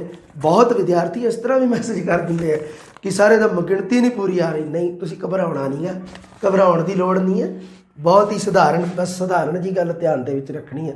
ਤੁਸੀਂ ਸਭ ਤੋਂ ਪਹਿਲਾਂ ਧਿਆਨ ਰੱਖਣਾ ਤੁਸੀਂ ਰੀਟ ਵਾਲੇ ਹੈ, ਰੀਟ ਵਾਲਿਆਂ ਵਾਸਤੇ ਹਰ ਗੱਲ ਹੈ ਜਿਹੜੀ ਉਹ ਬੇਸਿਕ ਗੱਲ, ਜਿਹੜੀ ਖਾਸ ਕਰ ਜਦੋਂ ਲੈਂਗੁਏਜ ਦੀ ਗੱਲ ਆ ਜੇ, ਖਾਸ ਕਰ ਜਦੋਂ ਪੰਜਾਬੀ ਲੈਂਗੁਏਜ ਦੀ ਗੱਲ ਆ ਜੇ, ਭਾਵੇਂ ਕਿੰਨਾ ਵੀ ਕੋਈ ਤੁਸੀਂ ਦੇਖੋ ਗਿਆਨ ਲੈਣਾ ਤੇ ਬਹੁਤ ਸਮਾਂ ਪਿਆ, बहुत उम्र पई है, तुसीं जिन्ना मर्जी ज्ञान प्राप्त कर लिओ, तुहानूं कोई नहीं रोकदा। पर सब तो पहला जिहड़ी अपना जिहड़ा सब तो पहला हुंदा एक देखो एक एम हुंदा है ना अपना लाइफ दा, ਉਹਨੂੰ ਆਪਾਂ ਉਸ ਤੋਂ नहीं भटकना है ना। ਉਹਦੀ वाट बहुत लंमी, ਉਹਦਾ ਸਮਾਂ बहुत थोड़ा, ਤੁਹਾਡੇ ਵਾਸਤੇ ਜਿਹੜਾ ਸਮਾਂ ਹੈ ਜਿਹੜਾ ਉਹ ਘੱਟ ਹੈ, ਤੁਹਾਡੇ ਲਈ ਥੋੜਾ ਜਿਹਾ। ਇਹ ਜਿਹੜੀ ਗੱਲ ਸਾਡੀ ਕਲੀਅਰ ਹੋ ਗਈ। ਸਾਹਿਤ ਦੇ ਰੂਪਾਂ ਦੀ ਆਪਾਂ ਗੱਲ ਕਰ ਚੁੱਕੇ ਹਾਂ ਜੀ, ਕਾਫੀ, ਵਾਰ ਤੇ ਕਿੱਸਾ। ਹੁਣ ਇਹਨਾਂ ਦੇ ਵਿੱਚ ਵੀ ਪ੍ਰਸ਼ਨ ਪੁੱਛ ਵੀ ਦੇਖ ਲਓ ਜੀ। ਇੱਕ ਤਾਂ ਦੇਖੋ ਜੀ, ਕੋਈ ਵੀ ਮੰਨ ਲਓ ਆਪਾਂ ਭਾਸ਼ਾ ਸੰਬੰਧੀ ਜਦੋਂ ਸਾਹਿਤ ਪੜ੍ਹਦੇ ਹਾਂ ਨਾ, ਆਪਾਂ ਜਦੋਂ ਆਪਾਂ ਲਿਟਰੇਚਰ ਪੜ੍ਹਦੇ ਹਾਂ ਉਦੋਂ ਦੋ ਤਰ੍ਹਾਂ ਦੀਆਂ ਚੀਜ਼ਾਂ ਪੜ੍ਹਦੇ ਹਾਂ ਆਪਾਂ। ਇੱਕ ਤਾਂ ਆਪਾਂ ਪੜ੍ਹਦੇ ਹਾਂ ਰੂਪ, ਇੱਕ ਪੜ੍ਹਦੇ ਹਾਂ ਰੂਪ ਵਿਧਾਨ ਤੇ ਇੱਕ ਪੜ੍ਹਦੇ ਹਾਂ ਵਸਤੂ ਵਿਧਾਨ। ਦੋ ਚੀਜ਼ਾਂ ਪੜ੍ਹਦੇ ਹਾਂ ਆਪਾਂ, ਰੂਪ ਵਿਧਾਨ ਤੇ ਵਸਤੂ ਵਿਧਾਨ। ਰੂਪ ਦੇ ਵਿੱਚ ਆ ਜਾਂਦੀਆਂ ਬਾਹਰੀ ਵਿਸ਼ੇਸ਼ਤਾਵਾਂ, ਬਾਹਰੀ ਗੱਲਾਂ, ਕਿਸੇ ਚੀਜ਼ ਦੀ ਪਰਿਭਾਸ਼ਾ, ਉਸ ਚੀਜ਼ ਦੇ ਪ੍ਰਕਾਰ। ਕੋਈ ਵੀ ਸਾਹਿਤ ਦਾ ਰੂਪ ਹੈ, ਚਾਹੇ ਕਵਿਤਾ ਹੈ, ਚਾਹੇ ਕਹਾਣੀ ਹੈ, ਚਾਹੇ ਨਿਬੰਧ ਹੈ, ਚਾਹੇ ਕਾਫੀ, ਵਾਰ, ਕਿੱਸਾ, ਹੈ ਨਾ, ਇਹ ਨੇ, ਹੈ ਨਾ। ਇਹ ਆ ਜਿਹੜੇ ਇਹਨਾਂ ਦੇ ਵਿੱਚੋਂ ਜਿਹੜਾ ਤੇ ਰੂਪ ਵਿਧਾਨ ਹੁੰਦਾ ਉਹਦੇ ਵਿੱਚ ਹੁੰਦਾ ਕਿ ਇਹਦੀ ਕੋਈ ਪਰਿਭਾਸ਼ਾ ਹੈ, ਇਹਦਾ ਸ਼ਾਬਦਿਕ ਅਰਥ ਕੀ ਹੈ ਜੀ, ਇਹ ਪੰਜਾਬੀ ਦੇ ਵਿੱਚ ਕਿਹੜੇ ਕਾਵਿ ਰੂਪ ਵਜੋਂ ਵਰਤਿਆ ਜਾਂਦਾ ਹੈ, ਅੱਗੇ ਇਹਦੇ ਮਤਲਬ ਕੀ ਹੈ ਕਿ ਇਹਦੇ ਵਾਸਤੇ ਜਿਹੜੇ ਤੱਤ ਨੇ ਉਹ ਕਿਹੜੇ ਕਿਹੜੇ ਨੇ, ਅੱਗੇ ਥੋੜ੍ਹਾ ਬਹੁਤਾ ਵਰਗੀਕਰਨ। ਉਸ ਤੋਂ ਬਾਅਦ ਹੁੰਦਾ ਜੀ ਵਸਤੂ। ਵਸਤੂ ਦਾ ਸੰਬੰਧ ਨਾ ਇਤਿਹਾਸ ਦੇ ਨਾਲ ਜਾ ਵੜਦਾ ਹੈ ਨਾ। ਇਤਿਹਾਸ ਨਹੀਂ ਪੜ੍ਹਨਾ ਤੁਸੀਂ ਸਿਰਫ ਰੂਪ ਵਿਧਾਨ ਤੱਕ ਆਪਣਾ ਧਿਆਨ ਰੱਖਣਾ ਹੈ। ਇਤਿਹਾਸ ਦਾ ਮਤਲਬ ਐਵੇਂ ਨਹੀਂ ਵੀ ਕਿਹੜੇ ਨੇ ਕਿੱਸੇ ਕਿੰਨੇ ਲਿਖੇ ਆ, ਕਿਹੜੇ ਨੇ ਕਿੰਨੀਆਂ ਵਾਰਾਂ ਕਾਫੀਆਂ ਲਿਖਤੀਆਂ ਜੀ ਕਿੰਨੀਆਂ, ਹੈ ਨਾ, ਕਿਹੜੀ ਦੀ ਕਿਹੜੀ ਕਾਫੀ ਹੈ। ਇਹ ਤੁਹਾਡੇ ਕੰਮ ਦੀਆਂ ਗੱਲਾਂ ਨਹੀਂ ਹੈ। ਸਿਰਫ ਰੂਪ ਵਿਧਾਨ ਤੱਕ ਧਿਆਨ ਰੱਖਣਾ ਹੈ। ਰੂਪ ਵਿਧਾਨ ਦੇ ਵਿੱਚ ਇਹਨਾਂ ਦੀ ਪਰਿਭਾਸ਼ਾ, ਇਹਨਾਂ ਦੇ ਸ਼ਾਬਦਿਕ ਅਰਥ, ਇਹ ਕਾਵਿ ਰੂਪ ਵਜੋਂ ਲਿਖੇ ਜਾਂਦੇ ਆ ਪੰਜਾਬੀ ਦੇ ਵਿੱਚ। ਇਹਨਾਂ ਦੇ ਤੱਤ ਨੇ ਜੀ, ਹੈ ਨਾ, ਅਤੇ ਇਹਨਾਂ ਦਾ ਅੱਗੇ ਕੋਈ ਵਰਗੀਕਰਨ ਜੇ ਹੈਗਾ ਤਾਂ ਉਹਨਾਂ ਦੀ ਆਪਾਂ ਗੱਲ ਕਰਨੀ ਹੈ। ਇੱਥੇ ਤੁਹਾਡਾ ਜਿਹੜਾ ਇੱਥੇ ਤੁਹਾਡੀ ਗੱਲ ਕਲੀਅਰ ਹੋ ਜਾਂਦੀ ਹੈ। ਬਸ ਇੱਕਾ ਦੁੱਕਾ ਬੇਸਿਕ ਗੱਲਾਂ ਨੂੰ ਧਿਆਨ ਦੇ ਵਿੱਚ ਰੱਖਣਾ, ਉਹ ਜਿਹੜੀਆਂ ਉਹ ਆਪਾਂ ਵੀਡੀਓ ਦੇ ਵਿੱਚ ਕਰ ਚੁੱਕੇ ਹਾਂ, ਇੱਕਾ ਦੁੱਕਾ ਬੇਸਿਕ ਗੱਲਾਂ ਨੂੰ। ਫਿਰ ਹੈ ਜੀ ਪਾਠ ਯੋਜਨਾ। ਪਾਠ ਯੋਜਨਾ ਹੈ ਜੀ ਇਹ ਯੈ ਨਾਲ ਪਾਠ ਯੋਜਨਾ। ਪਾਠ ਯੋਜਨਾ ਜੀ ਤੁਸੀਂ ਆਪਣੇ ਲੈਵਲ ਸੈਕਿੰਡ ਅਤੇ ਲੈਂਗੁਏਜ ਸੈਕਿੰਡ ਵਾਲਿਆਂ ਦੀ ਹੈ ਜੀ ਪਾਠ ਯੋਜਨਾ। ਇਹ ਤੁਸੀਂ ਕਲੀਅਰ ਕਰ ਹੀ ਲੈਣੀ ਹੈ ਨਾ, ਕਿਉਂਕਿ ਥਿਓਰੀ ਹੈ ਨਾ। ਅਤੇ ਜਿਵੇਂ ਆਪਾਂ ਨੂੰ ਸਮਾਂ ਮਿਲੇਗਾ ਅਤੇ ਆਪਾਂ ਇਹਦੇ ਉੱਪਰ ਵੀ ਇੱਕ ਵਧੀਆ ਜੀ ਕਲਾਸ ਬਣਾ ਦਾਂਗੇ ਪਾਠ ਯੋਜਨਾ ਦੇ ਉੱਪਰ ਵੀ, ਕਿਉਂਕਿ ਹੁਣ ਸਭ ਤੋਂ ਪਹਿਲਾ ਟਾਰਗੇਟ ਆਪਣਾ ਹੈਗਾ ਟੈਸਟ ਸੀਰੀਜ਼ ਸ਼ੁਰੂ ਕਰਨੀ। ਇਹ ਹੈ ਜਿਹੜਾ ਇਹ ਹੁਣ ਥੋੜ੍ਹਾ ਜਿਹਾ ਜ਼ਰੂਰੀ ਲੱਗ ਰਿਹਾ, ਕਿਉਂਕਿ ਥਿਓਰੀ ਹੈ ਜਿਹੜੀ ਲਗਭਗ ਵਿਦਿਆਰਥੀ ਪੜ੍ਹ ਚੁੱਕੇ ਹੈ। ਜਿਹੜੀਆਂ ਕੰਮ ਦੀਆਂ ਜਿਹੜੀਆਂ ਗੱਲਾਂ ਨੇ ਜਮਾਂ ਆਪਾਂ ਉਹ ਪੜ੍ਹ ਚੁੱਕੀਆਂ ਹੈ ਨਾ ਜੀ। ਹੁਣ ਆ ਗਿਆ ਜੀ ਕਾਵਿ-ਬੰਧ ਦੀ ਗੱਲ ਸੁਣ ਲਓ ਜੀ। ਹੁਣ ਜਿਨ੍ਹਾਂ ਦੀ ਤਾਂ ਹੈਗੀ ਆ ਪੰਜਾਬੀ ਭਾਸ਼ਾ ਫਸਟ, ਉਹ ਕਰ ਲਓ ਕੰਨ ਬੰਦ। ਅਤੇ ਦੂਜੇ ਆ ਜਿਹੜੇ ਜਿਨ੍ਹਾਂ ਦੀ ਭਾਸ਼ਾ ਸੈਕਿੰਡ ਆ ਪੰਜਾਬੀ, ਚਾਹੇ ਲੈਵਲ ਫਸਟ ਹੈ ਚਾਹੇ ਲੈਵਲ ਸੈਕਿੰਡ ਹੈ, ਉਹ ਆਪਾਂ ਗੱਲ ਕਰਦੇ ਹਾਂ ਜੀ ਅਣਡਿੱਠੇ ਕਾਵਿ-ਬੰਧ ਦੀ, ਕਾਵਿ ਪਹਿਰੇ ਦੀ, ਹੈ ਨਾ। ਅੱਛਾ, ਹੁਣ ਇਹ ਵੀ ਸੰਯੋਗ ਵਾਲੀ ਗੱਲ ਹੈ। ਜਿਵੇਂ ਵਾਰਤਕ ਸੰਯੋਗ ਵਸ਼ ਕਿਸੇ ਕਿਤਾਬ ਦੇ ਵਿੱਚ ਤੁਹਾਨੂੰ ਮਿਲ ਜਾਂਦਾ, ਅਤੇ ਇਹ ਵੀ ਕਿਤੇ ਨਾ ਕਿਤੇ ਸੰਯੋਗ ਦੀ ਗੱਲ ਹੁੰਦੀ ਹੈ। ਸੰਯੋਗ ਦੀ ਗੱਲ ਕਿਵੇਂ ਹੈ ਜੀ, ਦੇਖ ਲਓ ਤੁਸੀਂ ਪੇਪਰ ਇੱਕ ਨਾ ਵੇਖਿਆ ਸੀ ਮੈਂ, ਉਹਦੇ ਵਿੱਚ ਨਾ ਸੁਰਜੀਤ ਪਾਤਰ ਦੀ ਆਈ ਸੀਗੀ ਜੀ ਕਵਿਤਾ, ਜਿਹੜੀ ਆਈ ਸੀ ਖੂਹ ਵਾਲੀ, ਖੂਹ ਗਿੜਦਾ ਹੈ ਦਿਨ ਰਾਤ ਮੀਆਂ, ਹੈ ਨਾ। ਉਹ ਆਪਾਂ ਦੇਖਦੇ ਹਾਂ ਵੀ ਕਿਵੇਂ ਸੀ, ਉਹਦਾ ਮਾਹੌਲ ਕੀ ਸੀ। ਖਤਰਨਾਕ ਸੀਗੀ ਉਹ ਆ ਰਹੀ, ਖਤਰਨਾਕ ਤੋਂ ਮਤਲਬ ਵੀ ਹਾਰਡ ਸੀਗੀ ਕਵਿਤਾ, ਹੈ ਨਾ। ਕਿਉਂਕਿ ਕਵੀ ਸੁਰਜੀਤ ਪਾਤਰ ਜੀ ਵਰਤਮਾਨ ਦੇ ਸਾਡੇ ਪੰਜਾਬੀ ਭਾਸ਼ਾ ਦੇ ਮਹਾਨ ਕਵੀ ਹੈ, ਅਤੇ ਉਹਨਾਂ ਦੀ ਬਈ ਲਿਖਣ ਸ਼ੈਲੀ ਹੈ ਜਿਹੜੀ ਉਹ ਤੌਬਾ ਤੌਬਾ। ਅੱਛਾ, ਹੁਣ ਗੱਲ ਦੇਖੋ ਪਤਾ ਕੀ ਹੈ ਕਿ ਜਿਹੜੇ ਮੰਨ ਲਓ ਕਈ ਇਹੋ ਜਿਹੀ ਕਵਿਤਾ ਆ ਜਾਂਦੀ ਹੈ ਜਿਹੜੀ ਆਪਾਂ ਨਹੀਂ ਪੜ੍ਹੀ ਹੁੰਦੀ ਹੈ ਨਾ ਕਿਤੇ ਕਿਤੇ। ਸੋ ਇਹਨਾਂ ਦੇ ਕੰਸੈਪਟ ਸਭ ਤੋਂ ਪਹਿਲਾਂ ਕਲੀਅਰ ਕਰਨੇ ਜ਼ਰੂਰੀ ਨੇ। ਹੁਣ ਜਿਵੇਂ ਜਿਹੜਾ ਆਪਣਾ ਸਿਲੇਬਸ ਹੈ ਨਾ, ਉਹਦੇ ਵਿੱਚ ਨਾ ਗੱਲਾਂ ਦਿੱਤੀਆਂ ਸੀ ਕਿ ਅਣਡਿੱਠੇ ਕਾਵਿ-ਬੰਧ ਉੱਪਰ ਵੀ ਹੇਠ ਲਿਖਿਆਂ ਦੇ ਆਧਾਰਿਤ ਜਿਹੜੇ ਪ੍ਰਸ਼ਨ ਹੈ ਉਹ ਪੁੱਛੇ ਜਾਣਗੇ ਤੁਹਾਨੂੰ। ਕਿਹੜੇ ਕਿਹੜੇ? ਵਿਚਾਰ ਸੁਹਜ, ਭਾਵ ਸੁੰਦਰਤਾ, ਸ਼ੈਲੀ, ਪ੍ਰਸੰਗ, ਸਿੱਖਿਆ, ਰਸ, ਅਲੰਕਾਰ, ਛੰਦ, ਸੁਰ, ਤਾਲ, ਅਖਾਣ ਅਤੇ ਮੁਹਾਵਰੇ, ਹੈ ਨਾ, ਇਹ ਪੁੱਛੇ ਜਾਣਗੇ। ਦੇਖੋ ਜੀ, ਇਹਨਾਂ ਦੀ ਥਿਓਰੀ ਥੋੜ੍ਹੀ ਜਿਹੀ ਕਲੀਅਰ ਕਰਨੀ ਜ਼ਰੂਰੀ ਸੀ। ਆਪਾਂ ਆਪਣੀ ਗਾਈਡ ਦੇ ਵਿੱਚ ਇਹਨਾਂ ਦੀ ਥਿਓਰੀ ਹੈ ਜਿਹੜੀ ਉਹ 4-4 5-5 ਲਾਈਨਾਂ ਦੇ ਵਿੱਚ ਪਾਈ ਹੋਈ ਹੈ। ਇਹਦਾ ਕਾਰਨ ਕੀ ਹੈ? ਫਿਰ ਵੀ ਵਿਦਿਆਰਥੀ ਫੋਨ ਕਰਦੇ ਨੇ ਕਿ ਸਾਰੇ ਹੈ ਕੀ ਚੀਜ਼ ਹੈ। ਕਿਉਂ? ਕਿਉਂਕਿ ਆਪਾਂ ਪੁਰਾਣੇ ਪੇਪਰਾਂ ਨੂੰ ਤੁਸੀਂ ਵੇਖਦੇ ਨਹੀਂ ਹੈ ਧਿਆਨ ਨਾਲ। ਤੁਸੀਂ ਕਿਸੇ ਨੇ ਵੀ ਪੁਰਾਣੇ ਪੇਪਰ ਨਹੀਂ ਵੇਖੇ। ਅਗਰ ਤੁਸੀਂ ਵੇਖੇ ਹੁੰਦੇ ਤਾਂ ਤੁਸੀਂ ਦੇਖ ਲੈਂਦੇ ਕਿ ਵਿਚਾਰ ਦੇ ਨਾਲ ਸੰਬੰਧਿਤ ਵੀ ਪ੍ਰਸ਼ਨ ਆਏ ਹੋਏ ਨੇ, ਭਾਵ ਦੇ ਨਾਲ ਸੰਬੰਧਿਤ ਵੀ, ਸ਼ੈਲੀ ਦੇ ਨਾਲ ਸੰਬੰਧਿਤ ਵੀ ਹੈ ਨਾ। ਸੋ ਇਹ ਤੁਸੀਂ ਖਾਸ ਕਰ ਧਿਆਨ ਦੇ ਵਿੱਚ ਰੱਖਣੇ ਆ। ਵਿਚਾਰ, ਸੁਹਜ, ਭਾਵ, ਸੁੰਦਰਤਾ, ਇਹਨਾਂ ਨੂੰ ਥੋੜ੍ਹੇ ਬਾਈ ਕੰਸੈਪਟ ਕਲੀਅਰ ਕਰ ਲਿਓ। ਅਤੇ ਇਹ ਵੀ ਵਿਦਿਆਰਥੀ ਪੁੱਛਦੇ ਆ ਕਿ ਸਾਰੇ ਆਪਣੀ ਕਿਤਾਬ ਦੇ ਵਿੱਚ ਹੈ ਕਿੱਥੇ ਹੈ, ਲਿਖੇ ਕਿੱਥੇ ਹੈ? ਇਹ ਕਵਿਤਾ ਵਾਲਾ ਜਿਹੜਾ ਕਵਿਤਾ ਅਤੇ ਕਵਿਤਾ ਦੇ ਤੱਤ ਉਹਦੇ ਵਿੱਚ ਦਿੱਤਾ ਹੋਇਆ ਹੈ ਨਾ। ਅਤੇ ਜੇ ਮੰਨ ਲਓ ਤੁਹਾਨੂੰ ਆਪਣੇ ਬਹੁ ਅਰਥਕ, ਸਮਾਨਾਰਥੀ ਜਾਂ ਵਿਰੋਧੀ ਇਹ ਸ਼ਬਦ ਜੇ ਇਹ ਨਹੀਂ ਲੱਭ ਰਹੇ ਮੰਨ ਲਓ ਬੁੱਕ ਦੇ ਵਿੱਚ, ਤਾਂ ਇਹ ਅਰਥ ਸੰਬੰਧਾਂ ਦੇ ਆਧਾਰ 'ਤੇ ਜਾਂ ਅਰਥ ਬੋਧ ਵਾਲੇ ਜਿਹੜਾ ਟੌਪਿਕ ਆ ਉਹਦੇ ਵਿੱਚ ਹੋਣਗੇ। ਸਾਰੇ ਅੱਗੇ ਗਾਂ ਉਹਨਾਂ ਦੇ ਵਿੱਚ ਦਿੱਤੇ ਹੋਏ ਨੇ, ਕਿਉਂਕਿ ਵਿਸ਼ਾ ਵਸਤੂ ਥੋੜ੍ਹਾ ਜਿਹਾ ਆਕਾਰ ਦੇ ਵਿੱਚ ਵੱਧ ਰਿਹਾ ਸੀ, ਇਸ ਕਰਕੇ ਮੈਂ ਉਸ ਨੂੰ ਸ਼ਾਰਟ ਕਰ ਦਿੱਤਾ। ਮੈਂ ਸੋਚਿਆ ਵਿਦਿਆਰਥੀ ਇਸ ਚੀਜ਼ ਨੂੰ ਥੋੜ੍ਹਾ ਜਿਹਾ ਆਪੇ ਕਲੀਅਰ ਕਰ ਲੈਣਗੇ, ਕਿਉਂਕਿ ਮੈਂ ਐਕਚੁਅਲੀ ਦੇ ਵਿੱਚ ਇਸ ਦੀ ਸ਼ਬਦ ਬੋਧ ਦੀ ਜਦੋਂ ਕਲਾਸ ਲਈ ਸੀ ਤਾਂ ਮੈਨੂੰ ਐਂ ਲੱਗਦਾ ਸੀ ਕਿ ਹੁਣ ਵਿਦਿਆਰਥੀਆਂ ਨੇ ਜਿਹੜੇ ਮਤਲਬ ਕੀ ਹੈ ਕਿ ਸ਼ਬਦਾਂ ਦੀ ਜਿਹੜੀ ਵੰਡ ਹੈ ਉਹ ਇਹਨਾਂ ਨੂੰ ਪਤਾ ਲੱਗ ਗਈ ਹੁਣ, ਵੀ ਜਿਹੜਾ ਸ਼ਬਦ ਵੰਡ ਹੈ ਵੀ ਕਿਹੜਾ ਸ਼ਬਦ ਮਤਲਬ ਕਿ ਕਿਹੜੀ ਚੀਜ਼ ਹੈ ਜਿਹੜੀ ਆਪਾਂ ਉਹ ਕਿੱਥੇ ਪੜ੍ਹਦੇ ਹਾਂ, ਉਹ ਕਲੀਅਰ ਹੋ ਗਈ ਸੀ। ਪਰ ਉਹ ਕਈਆਂ ਦੀ ਕਲੀਅਰ ਨਹੀਂ ਹੋਈ। ਚਲੋ ਖੈਰ, ਰੱਬ ਜਾਣੇ ਜਾਂ ਉਹ ਜਾਣਨ। ਹੁਣ ਦੇਖੋ ਜੀ, ਹੁਣ ਤੁਹਾਨੂੰ ਫਿਰ ਮੈਂ ਕਹਿੰਦਾ ਵੀ ਜੇ ਤੁਹਾਨੂੰ ਕੋਈ ਗੁੰਮਰਾਹ ਕਰੇ ਵੀ ਕਿਹੜੀ ਕਿਤਾਬ ਦੇ ਵਿੱਚੋਂ ਆ ਜਾਣੀ ਹੈ, ਇਹ ਵੀ ਕੋਈ ਨਹੀਂ ਪਤਾ। ਆ ਕਿਸੇ ਸਿਲੇਬਸ ਦੇ ਵਿੱਚ ਨਹੀਂ ਸੀ ਕਵਿਤਾ। ਇਹ ਪੇਪਰ ਹੈ ਨਾ ਜਿਹੜਾ ਮੇਰੇ ਹੱਥ 'ਚ, ਇਹ ਪੇਪਰ ਹੈਗਾ 2017 ਦਾ ਲੈਵਲ ਫਸਟ ਦਾ ਲੈਂਗੁਏਜ ਸੈਕਿੰਡ ਦਾ ਇਹ ਪੇਪਰ ਹੈ। ਸੁਰਜੀਤ ਪਾਤਰ ਜੀ ਦੀ ਕਵਿਤਾ ਹੈ। ਖੂਹ ਗਿੜਦਾ ਹੈ ਦਿਨ ਰਾਤ ਮੀਆਂ, ਟਿੰਡਾਂ ਅੰਧਕਾਰ 'ਚੋਂ ਉੱਭਰਦੀਆਂ, ਟਿੰਡਾਂ 'ਚੋਂ ਕਿਰੇ ਪ੍ਰਭਾਤ ਮੀਆਂ, ਉੱਚੀਆਂ ਸਨ ਭਰੀਆਂ ਛਲਕਦੀਆਂ, ਉੱਲਰੀਆਂ ਸਿਖਰੋਂ ਡਲਕਦੀਆਂ, ਵਿੱਚ ਪਾੜਛੀਆਂ ਦੇ ਢਲਕਦੀਆਂ, ਤੇ ਫਿਰ ਨਾਸਰ 'ਚੋਂ ਚੱਲਿਆਂ ਵਿੱਚ, ਫਿਰ ਆਡੋ ਆਡ ਕਿਆਰੇ ਤੱਕ, ਪਹੁੰਚੀ ਹੈ ਤੁਰ ਗਹਿਰਾਈਆਂ ਤੋਂ, ਪਾਤਾਲਾਂ ਦੀ ਸੌਗਾਤ ਮੀਆਂ, ਖੂਹ ਗਿੜਦਾ ਹੈ ਦਿਨ ਰਾਤ ਮੀਆਂ। ਇਹ ਸੱਭਿਆਚਾਰ ਦੀ ਬੜੀ ਸੋਹਣੀ ਤਸਵੀਰ ਖਿੱਚੀ ਹੈ ਸੁਰਜੀਤ ਪਾਤਰ ਨੇ। ਇਹਦੇ ਵਿੱਚ ਨਾ ਪੁਰਾਣੇ ਟਾਈਮ ਦੇ ਵਿੱਚ ਨਾ ਖੂਹ ਦੇ ਉੱਪਰ ਨਾ ਇੱਕ ਇਸ ਤਰ੍ਹਾਂ ਮਤਲਬ ਲੋਹੇ ਦੀ ਰੱਖੀ ਹੁੰਦੀ ਸੀ, ਅਤੇ ਉਹ ਗੋਲ ਜਿਹੜਾ ਹੁੰਦਾ ਸੀ ਚੱਕਰ ਜਿਹਾ ਉਹ ਘੁੰਮਦਾ ਹੁੰਦਾ ਸੀ। ਉਹਦੇ ਨਾਲ ਨਾ ਮਿੱਟੀ ਦੀਆਂ ਬਣਾ ਕੇ ਨਾ ਮਿੱਟੀ ਦੀਆਂ ਟਿੰਡਾਂ, ਬਾਲਟੀਆਂ ਵਰਗਾ ਸਾਈਜ਼ ਆ, ਉਹ ਮਤਲਬ ਉਹਦੇ ਨਾਲ ਨਾ ਬੰਨੀਆਂ ਹੁੰਦੀਆਂ ਸੀਗੀਆਂ ਉਹ ਚੱਕਰ ਜਿਹੇ ਦੇ ਨਾਲ। ਅਤੇ ਉਹ ਚੱਕਰ ਜਦੋਂ ਐਵੇਂ ਥੱਲੇ ਜਾਣਾ ਉਹਨੇ ਪਾਣੀ ਦੀ ਥੱਲੋਂ ਭਰ ਕੇ ਆਉਣਾ, ਬਾਲਟੀ ਨੇ ਭਰ ਕੇ ਆਉਣਾ, ਅਤੇ ਅੱਗੇ ਪਾੜਛੇ ਜਿਹੇ ਬਣੇ ਹੁੰਦੇ ਸੀਗੇ ਐਵੇਂ ਖਾਨੇ ਜਿਹੇ, ਉਹਨਾਂ ਦੇ ਵਿੱਚ ਉਹ ਮਤਲਬ ਡੁੱਲਦਾ ਜਾਣਾ ਪਾਣੀ। ਇਸ ਤਰ੍ਹਾਂ ਵੱਡਾ ਸਾਰਾ ਇੱਕ ਐਵੇਂ ਬਣਿਆ ਹੋਣਾ, ਅਤੇ ਉਹਦੇ ਉੱਪਰ ਪਾਣੀ ਡੁੱਲਦਾ ਜਾਣਾ ਅੱਗੇ ਆਡੋ ਆਡ ਕਿਆਰਿਆਂ ਤੱਕ। ਇਹਦਾ ਮਤਲਬ ਕਿ ਅਲੱਗ-ਅਲੱਗ ਮਤਲਬ ਇੱਕ ਐਵੇਂ ਬਣਾਏ ਹੁੰਦੇ ਸੀਗੇ ਖਾਨੇ ਜਿਹੇ, ਉਹਨਾਂ ਦੇ ਵਿੱਚੋਂ ਪਾਣੀ ਇਸ ਤਰ੍ਹਾਂ ਖੇਤਾਂ ਨੂੰ ਮਤਲਬ ਕੀ ਹੈ ਪੈਲੀਆਂ ਨੂੰ ਪਾਣੀ ਲੱਗਦਾ ਰਹਿਣਾ, ਸਿੰਚਾਈ ਹੁੰਦੀ ਰਹਿਣੀ। ਇਹ ਪਹਿਲਾਂ ਸਮਾਂ ਹੁੰਦਾ ਸੀਗਾ। ਅਤੇ ਇਹ ਜਿਹੜਾ ਉਹ ਮਤਲਬ ਉਹ ਜਿਹੜਾ ਸਮਾਜਿਕ ਪਰਿਵਰਤਨ ਹੈ ਜਿਹੜਾ ਉਹ ਹੋ ਗਿਆ ਹੁਣ, ਹੈ ਨਾ। ਹੁਣ ਉਹ ਚੀਜ਼ਾਂ ਕਿੱਥੇ ਰਹਿ ਗਈਆਂ, ਹੈ ਨਾ। ਉਹ ਖੂਹ ਕਿੱਥੇ ਰਹਿ ਗਿਆ ਜਿਹੜਾ ਗਿੜਦਾ ਸੀ, ਹੈ ਨਾ, ਜਿਹੜਾ ਚੱਕਰ ਖਾਂਦਾ ਹੁੰਦਾ ਸੀ, ਉਹ ਚੀਜ਼ਾਂ ਕਿੱਥੇ ਰਹਿ ਗਈਆਂ। ਉਹਦੇ ਆਧਾਰ 'ਤੇ ਦੇਖੋ ਜੀ, ਆ ਪ੍ਰਸ਼ਨ ਪੁੱਛਿਆ ਸੀਗਾ, ਅਤੇ ਪ੍ਰਸ਼ਨ ਪੁੱਛਣ ਦੇ ਤਰੀਕੇ ਵੀ ਬੜੇ ਖਤਰਨਾਕ ਸੀ। ਇੱਕ ਤਾਂ ਪ੍ਰਤੀਕ ਤੋਂ ਪੁੱਛ ਲਿਆ ਸੀਗਾ, ਉਪਰੋਕਤ ਕਾਵਿ ਟੋਟੇ ਵਿੱਚ ਖੂਹ ਸ਼ਬਦ ਕੀ ਹੈ।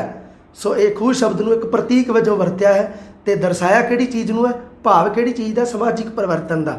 ਸੋ ਇਹਦੇ ਵਿੱਚ ਦੇਖੋ ਗੱਲ ਇਹ ਵੀ ਨਹੀਂ ਕਲੀਅਰ ਹੁੰਦੀ ਕਿ ਸਮਾਜਿਕ ਪਰਿਵਰਤਨ ਦਾ ਹੀ ਭਾਵ ਦਰਸਾਇਆ, ਇਹ ਵੀ ਕਈ ਵਾਰੀ ਹੋ ਜਾਂਦਾ ਹੈ ਨਾ।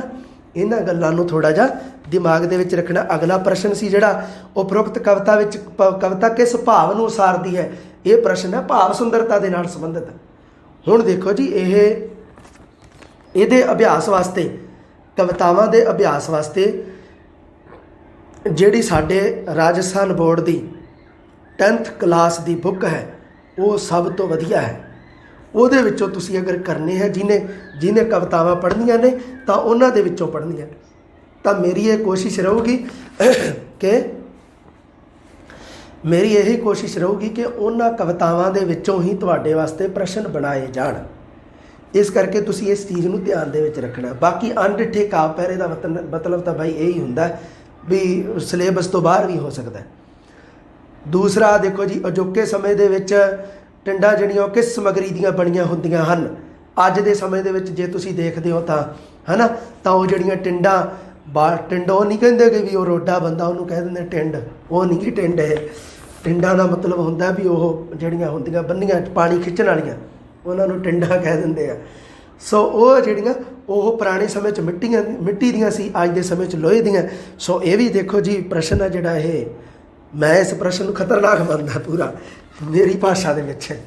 ਇਸ ਕਰਕੇ ਬਾਈ ਥੋੜ੍ਹਾ ਜਿਹਾ ਧਿਆਨ ਰੱਖਣਾ ਤੁਸੀਂ ਇਸ ਗੱਲ ਦਾ।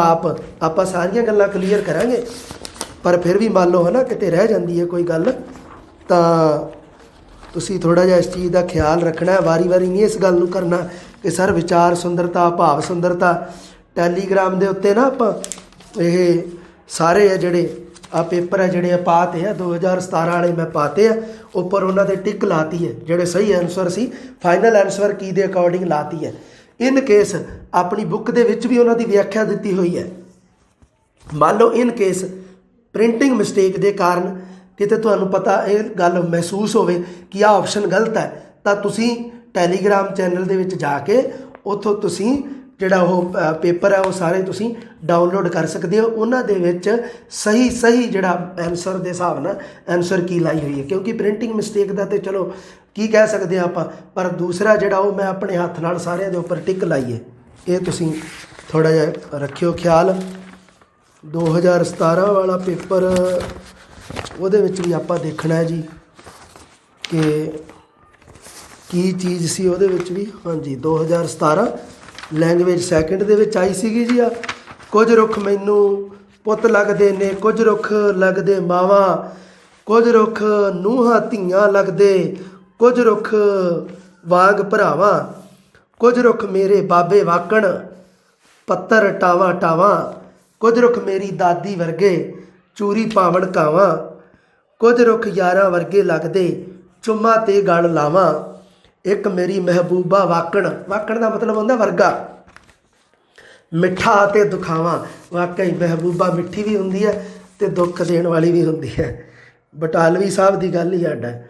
ਕੁਝ ਰੁੱਖ ਮੇਰਾ ਦਿਲ ਕਰਦਾ ਏ ਮੋਢੇ ਚੁੱਕ ਖਿਡਾਵਾਂ, ਕੁਝ ਰੁੱਖ ਮੇਰਾ ਦਿਲ ਕਰਦਾ ਏ ਚੁੰਮਾਂ 'ਤੇ ਮਰ ਜਾਵਾਂ, ਕੁਝ ਰੁੱਖ ਜਦ ਵੀ ਰਲ ਕੇ ਝੁੰਮਣ ਤੇਜ ਵਹਾਣ ਜਦ ਹਵਾਵਾਂ। ਅੱਛਾ ਹੁਣ ਦੇਖੋ ਜੀ, ਇਹਦੇ ਵਿੱਚ ਪ੍ਰਤੀਕ ਦਾ ਪ੍ਰਸ਼ਨ ਪੁੱਛ ਲਿਆ ਵੀ ਇਹਦੇ ਵਿੱਚ ਰੁੱਖ ਦਾ ਪ੍ਰਤੀਕ ਲੈ ਕੇ ਤੇ ਇਹ ਗੱਲ ਕਿਹਦੀ ਕੀਤੀ ਹੈ, ਰਿਸ਼ਤਿਆਂ ਦੀ। ਉਸ ਤੋਂ ਬਾਅਦ ਦੇਖੋ ਜੀ ਇੱਕ ਪੁੱਛਿਆ ਗਿਆ ਇਸ ਕਵਿਤਾ ਵਿੱਚ ਕਿਹੜੀ ਵਿਧੀ ਅਪਣਾਈ ਗਈ ਹੈ ਨਾ। ਇਹ ਵਿਧੀ ਮਤਲਬ ਸ਼ੈਲੀ, ਕਿਹੜਾ ਤਰੀਕਾ ਅਪਣਾਇਆ ਗਿਆ ਹੈ। ਸੋ ਇਹਦੇ ਵਿੱਚ 78 ਨੰਬਰ ਪ੍ਰਸ਼ਨ ਬਈ ਤੁਸੀਂ ਵੇਖ ਲਿਓ 2017 ਵਾਲੇ ਪੇਪਰ ਦੇ ਵਿੱਚ ਲੈਵਲ ਸੈਕਿੰਡ ਦੇ ਵਿੱਚ। ਇਹਦੇ ਵਿੱਚ ਸ਼ੈਲੀ ਸੰਬੰਧੀ ਪ੍ਰਸ਼ਨ ਪੁੱਛਿਆ ਗਿਆ ਹੈ ਕਿ ਕਿਹੜੀ ਵਿਧੀ ਅਪਣਾਈ ਗਈ ਹੈ। ਦੁਹਰਾ ਦੀ ਹੈ, ਕੁਝ ਰੁੱਖ ਮੈਨੂੰ, ਕੁਝ ਰੁੱਖ ਮੈਨੂੰ, ਕੁਝ ਰੁੱਖ ਮੈਨੂੰ, ਸ਼ਬਦਾਂ ਦਾ ਦੁਹਰਾਰ ਹੋ ਰਿਹਾ ਹੈ, ਇਸ ਕਰਕੇ ਇਹ ਜਿਹੜੀ ਵਿਧੀ ਹੈ ਇਹ ਦੁਹਰਾ ਦੀ ਹੈ। ਉਸ ਤੋਂ ਬਾਅਦ ਹੋਰ ਦੇਖਦੇ ਹਾਂ ਜੀ, ਜੇ ਕੋਈ ਆਪਣੇ ਕੰਮ ਦੀ ਗੱਲ ਹੈ ਜੀ, ਕੋਈ ਕਵਿਤਾ ਦਾ ਹੋਰ ਦੇਖ ਲੈਂਦੇ ਹਾਂ ਮਿੱਤਰੋ। ਤੋ ਮਿੱਤਰੋ ਹਾਂਜੀ ਇੱਕ ਹੋਰ ਵੀ ਆ ਦੇਖੋ ਜੀ, ਆ ਵੀ ਬੜਾ ਪਿਆਰਾ ਸੀਗਾ। ਦਿਲ ਦਰਿਆ ਵਿੱਚ ਲੋੜ ਲਿਆਂਦਾ ਲਹਿਰਾਂ ਵਾਂਗ ਉਮੰਗਾਂ, ਪਾਗਲ ਕੀਤਾ ਇਸ ਪਾਪੀ ਜਿਉੜੇ ਨਿਤ ਨਵੀਆਂ ਕਰ ਮੰਗਾ, ਇਸ ਦੀ ਖਾਤਰ ਮੈਂ ਦਰ ਪਿੰਨਿਆ ਖੂਹ ਵਿੱਚ ਸੁੱਟ ਸੰਗਾ, ਫੇਰ ਨਾ ਪਰਚੇ ਤਾਂ ਦੱਸੋ ਲੋਕੋ ਇਹਨੂੰ ਕਿਸ ਸੂਲੀ ਤੇ ਟੰਗਾ। ਇਹ ਹੈ ਜੀ ਦੇਖੋ ਜੀ ਲਹਿਰ। ਇਹਦੇ ਵਿੱਚ ਨਾ ਇੱਕ ਅਲੰਕਾਰ ਦਾ ਪ੍ਰਸ਼ਨ ਪਹਿਲੀ ਵਾਰੀ ਪੁੱਛਿਆ ਗਿਆ ਸੀ ਸ਼ਾਇਦ ਕਿ ਲਹਿਰਾਂ ਵਾਂਗ ਉਮੰਗਾਂ ਦੇ ਵਿੱਚ ਅਲੰਕਾਰ ਕਿਹੜਾ ਹੈ। ਪਹਿਲਾ ਆਪਸ਼ਨ ਸੀ ਰੂਪਕ, ਅਨੁਪਰਾਸ, ਸਿੰਗਾਰ ਜਾਂ ਅਤ ਕਥਨੀ। ਸੋ ਇਹ ਰੂਪਕ ਅਲੰਕਾਰ ਮੰਨਿਆ ਗਿਆ ਸੀ ਉੱਤਰ ਲਹਿਰਾਂ ਵਾਂਗ ਉਮੰਗਾਂ। ਰੂਪਕ ਅਲੰਕਾਰ ਦੀ ਵੀ ਆਪਾਂ ਗੱਲ ਕਰ ਲਾਂਗੇ, ਇਹਦੇ 'ਤੇ ਵੀ ਕਲੀਅਰ ਕਰ ਲਾਂਗੇ ਗੱਲ। ਹੁਣ ਦੇਖੋ ਜੀ ਵਿਚਾਰ ਸੁਹਜ ਦਾ ਪ੍ਰਸ਼ਨ ਪੁੱਛਿਆ ਗਿਆ ਸੀ ਅੱਗੇ ਕਿ ਇਸ ਦੇ ਵਿੱਚ ਕਿਸ ਤਰ੍ਹਾਂ ਦਾ ਵਿਚਾਰ ਪੁੱਛਿਆ ਗਿਆ ਹੈ, ਕਿੱਸਾ ਕਾਵ, ਸੂਫੀ ਕਾਵ, ਮਨੋਵਿਗਿਆਨਿਕ ਜਾਂ ਦਾਰਸ਼ਨਿਕ। ਸੋ ਇਹ ਇੱਕ ਦਾਰਸ਼ਨਿਕ ਵਿਚਾਰ ਦੀ ਹੈ ਜੀ, ਹੈ ਨਾ। ਇਹਦੇ ਵਿੱਚ ਵੀ ਤੁਸੀਂ ਦੇਖ ਸਕਦੇ ਹੋ। ਸੋ ਇਹ ਜਿਹੜਾ ਨਾ ਇਹ ਵਿਚਾਰ ਸੁਹਜ, ਭਾਵ ਸੁੰਦਰਤਾ, ਸ਼ੈਲੀ, ਪ੍ਰਸੰਗ, ਸਿੱਖਿਆ, ਇਹਨਾਂ ਦੇ ਵਿੱਚੋਂ ਡਰਨ ਦੀ ਲੋੜ ਨਹੀਂ। ਇਸ ਕਵਿਤਾ ਵਿੱਚੋਂ ਸਾਨੂੰ ਕਿਸ ਤਰ੍ਹਾਂ ਦੀ ਸਿੱਖਿਆ ਮਿਲਦੀ ਹੈ ਨਾ। ਕੋਈ ਵੀ ਸਾਹਿਤ ਆ ਜਿਹੜਾ ਉਹ ਕਲਾ ਜੀਵਨ ਲਈ ਇਸ ਸਿਧਾਂਤ ਦੇ ਉੱਪਰ ਜਦੋਂ ਕੰਮ ਕਰਦਾ ਹੈ ਤਾਂ ਉਦੋਂ ਉਹਦੇ ਵਿੱਚ ਕੋਈ ਨਾ ਕੋਈ ਸਿੱਖਿਆ ਜ਼ਰੂਰ ਲਿਖੀ ਹੁੰਦੀ ਹੈ, ਕੋਈ ਨਾ ਕੋਈ ਮੰਨ ਲਓ ਮੋਰਲ ਜਿਹਨੂੰ ਆਪਾਂ ਕਹਿ ਦਿੰਦੇ ਹਾਂ ਜ਼ਰੂਰ ਦਿੱਤਾ ਹੁੰਦਾ। ਇਹ ਤੁਸੀਂ ਖਾਸ ਕਰ ਧਿਆਨ ਦੇ ਵਿੱਚ ਰੱਖਣਾ।